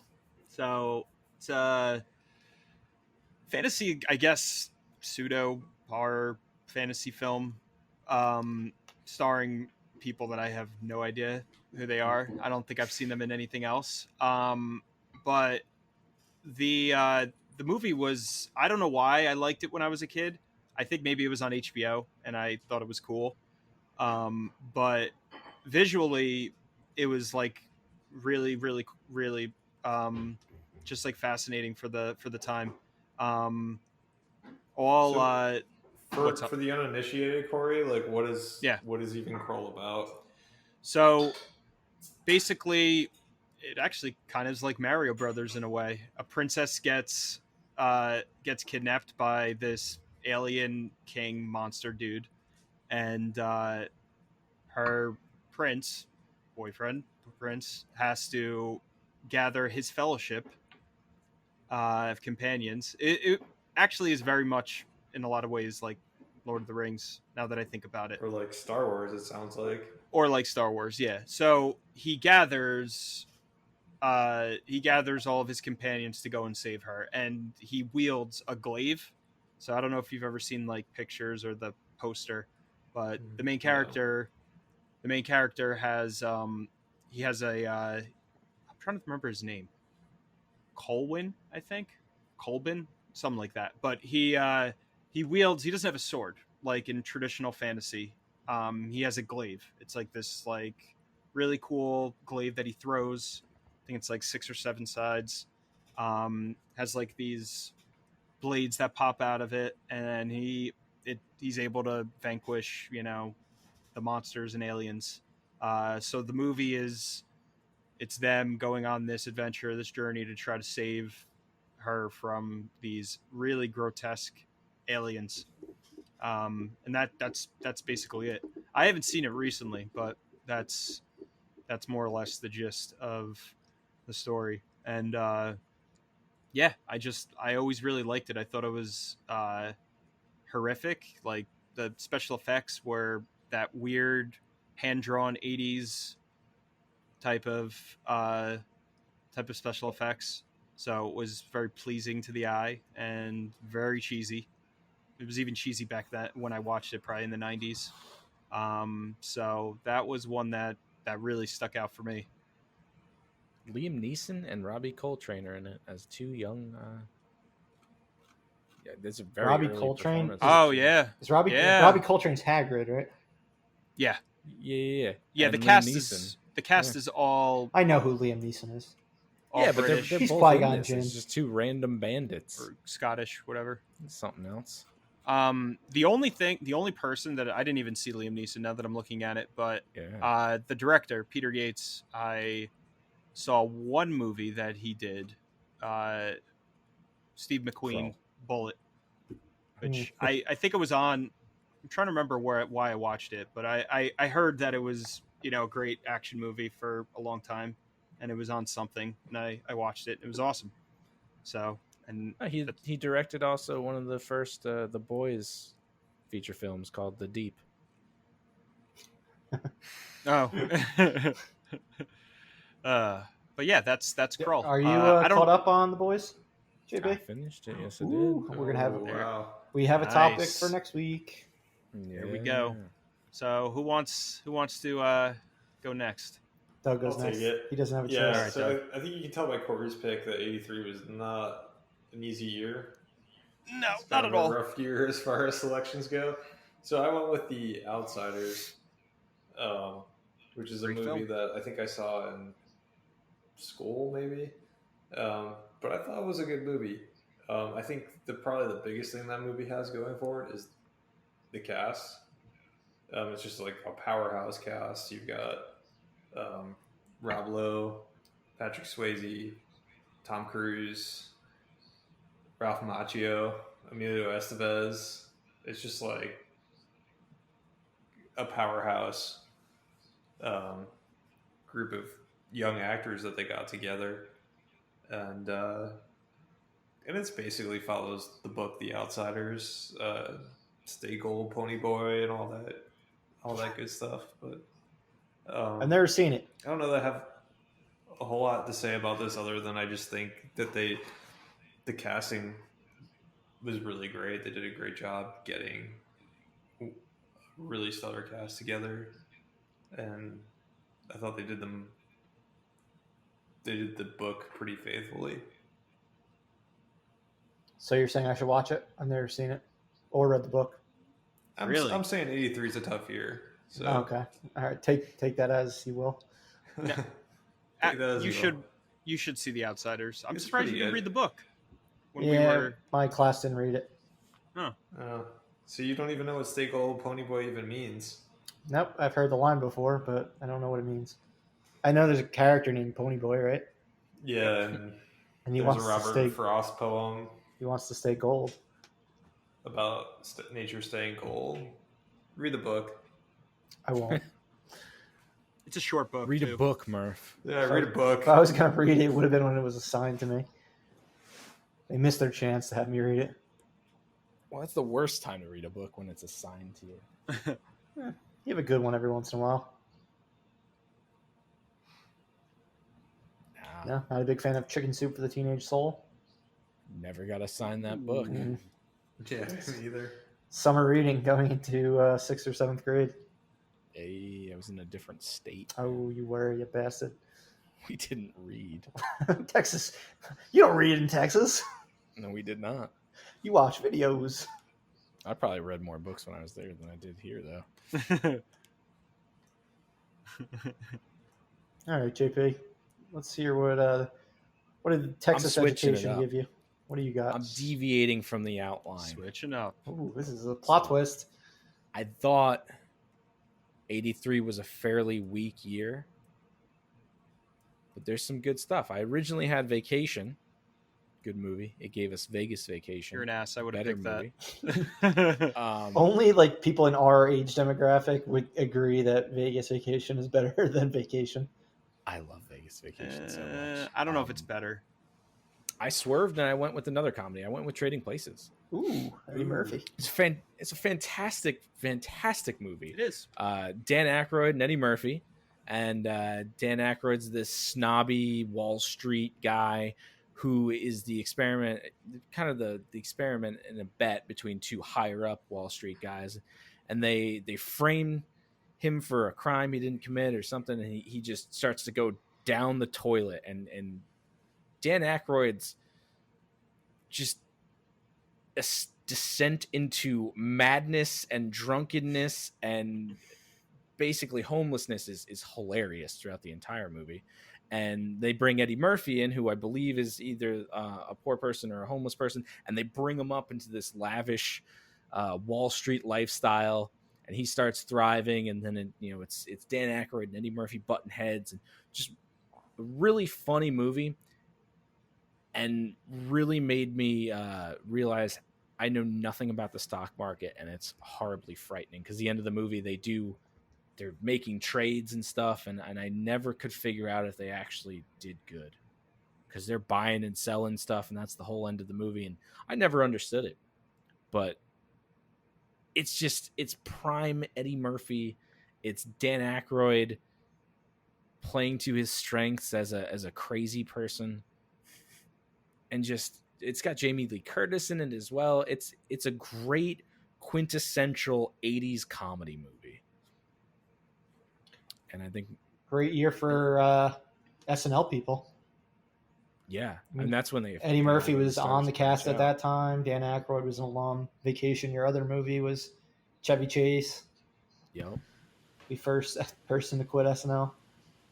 And Giancarlo Esposito's in this movie too. Shit, who knew? Legend. He's freaking everywhere. He's everywhere. Well, Chevy Chase was only on SNL for, I thought, 1 year. Was this his only year? He was on like a year and a half. Then Bill Murray replaced him. That was 70. So he would have left in probably the end of 76. Well, Bill Murray never amounted to anything. No, Bill Murray. No. He did SNL, and that was Fizzled about out. it. I don't think we ever heard from him again. Well, Jim Belushi's also in Trading Places. I don't think he was never on SNL, was he? No, Just his more brother. famous brother was on SNL. His more talented brother. Both of those things. Yeah. Yeah, it's a great movie. If you haven't seen it, I definitely recommend watching it. I mean, it's a little outdated, but 80s comedies, especially 80s comedies starring Eddie Murphy, are definitely a gem and should be watched. Absolutely. So I will wrap things up with my pick. It is a holiday classic, something that I imagine many people watch on Christmas Eve and Christmas on TBS. It is A Christmas Story. I think it's probably my number. It's either my 1 or 1A Christmas movie. The other one being Home Alone. But this one is very much Christmas. Yes. I love that it basically just feels like a series of skits that kind of just like come together with the overarching story of the fact that it's Christmas and him wanting, and little Ralphie wanting the Red Ryder BB gun. It probably works out that way because it was kind of based on Gene Shepard's book that took place with a lot of like anecdotes and things like that. So it seems like they just kind of like took those anecdotes and turned it into a film. It shocks me that. What were you gonna say? It also might feel like that because you watch it for 24 hours and you just turn it on at random times as well. That could be it. And the fact that I don't think I've ever seen it without commercials from every year that I've watched it. But yeah, it's just so many classic skits or scenes, however you want to call it. My personal favorite is the leg lamp. I say it's a major award a lot in just regular everyday life. I just find that scene hilarious. Then you've got the scene where he's wishing for the BB gun and Santa kicks him down the slide. Oh, man. You've got the cursing scene, fantastic, with Ralphie having to have the bar of soap in his mouth and blaming his friend on it for where he heard the curse words from. And you can just hear the kid getting like beaten in the background. So fucking funny. The tongue scene, sticking the tongue to the flagpole. Yeah, The tongue scene is a classic. That's probably the first scene I ever saw of the movie. Before I had ever like really watched the film. That and like seems really kinda appreciated horrifying it. to me. Oh yeah, I didn't really dig it when I was a kid. But that was the one I turned around on. I was a little older and then absolutely loved the film. Yeah, I didn't think it was possible to get your tongue stuck to something. It is. I've seen someone get their tongue stuck to a wrench. He synced it in like 10-degree weather. Your tongue bleeds when you get it off. Oh well, it happened in Dumb and Dumber too, so it has to be true. That's true. Yeah, it did happen in Dumb and Dumber. Yeah, no, it 100% happens. Yeah, that kind of just freaks not me out. I don't really know if It's not a good time. Yeah. Don't lick metal when it's cold out. You don't have to worry about that, man. I did learn that lesson from Christmas Story, and so I know if I'm ever in cold weather, don't lick things. Don't but lick cold if you things. get triple dog dared, you might have to do it. That's true. This is very true. But yeah, not much to say about it. Just it's the movie that I would watch every year on Christmas Eve, so holds a special place in this film fan's heart. Yeah, I don't think I trust anyone that doesn't watch it repeatedly during Christmas. Yeah, I don't really like the movie. What? I don't really like A Christmas Story. Why? Why? all right, Doug. And that's been it for me. I think I don't gonna be understand. Or JP and Murph. This from now on. does not compute. What Christmas gift did you not get as a child that made you hate this movie? He didn't get a BB gun. He didn't get a BB gun. I've always found the humor to be a little bit too. I just feel bad for humorous. the kid. Doug, were you not allowed to watch A Christmas Story? Ralphie's a little shit. Yeah, Ralphie's awful. Yeah. I feel bad for Ralphie. They're all awful. How could you feel bad for Ralphie? His parents just like are not good people, and I just No, they're not. Either is he. His parents are fine. They keep a roof over his head. They're all fairly nice. Did your people. parents make you wear the bunny outfit? Was that what happened? With a bunny outfit? Yeah, that was. No, I'd rather watch Claymation Rudolph the Red-Nosed Reindeer. No. If I'm I'm learning gonna so pick much Christmas about you on this movies. podcast. Your stock Yeah, has just gone like- way down. Sorry, not everyone likes fucking horrible. Awesome movies? Wow. I'm All not right. gonna I say think the in like movie's 4 horrible. months we're gonna Not- have to not have even- a Christmas movie. Not even he showdown. doesn't like it. Now it's a fucking horrible film. All right, we're gonna have a Festivus episode where we air our grievances. I wasn't You're It's gonna- gonna take horrible. about I 4 just, months like, to write them all down, Doug.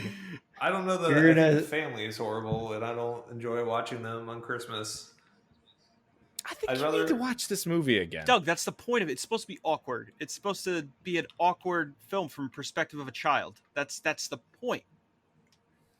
That's fine. It's it just funny. doesn't. I don't enjoy it. Do you want a BB gun, Doug? Do you want me to buy you a BB gun for Christmas? I'll send one down for you. I just You don't think have to be there's hurt other- anymore, and there's you can other finally Christmas- love this movie. There's other Christmas movies that everyone can enjoy.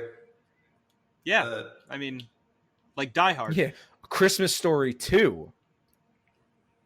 I'd rather Escape. watch. Play now. Escape from New York. I'd So rather what- watch Home Christmas Alone. Story 2. Are they? Home Alone, and you think my that's a good- Claymation Rudolph the Red-Nosed Reindeer. I just want I'm to say, happy. Doug, do you think the Home Alone family they're like a put together, a Yeah, Yeah, I know. well-adjusted, nice, happy family? not a fan because the family's just a bunch of assholes. They're that dysfunctional. Leave That's their the point. kid home. They had a lot of kids. They had it was hard to keep track of them all. Plausible mistake. That's what Christopher Twice. Columbus was. It happens twice. Not plausible. Yeah, they did it twice. They are just negligent. Yeah. Terrible parents. And Uncle Frank is an asshole. He always will be an asshole. And Kevin McAllister is a fucking murderer.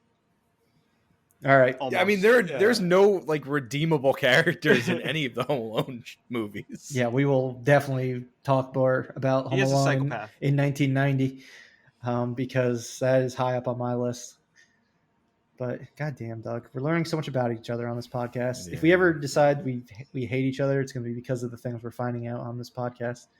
Probably. But you can all watch our friendship deteriorate every week moving forward. Yeah. But yeah, that's all we have for today. Thank you to everyone who listened to our most recent one. I know we've been sharing it a lot with more people, trying to get as much feedback as possible. So please continue to do that. Please like, follow, and subscribe to all of our various pages. We are up on YouTube now with all our episodes, so we're going to continue to upload them each time a new episode comes out.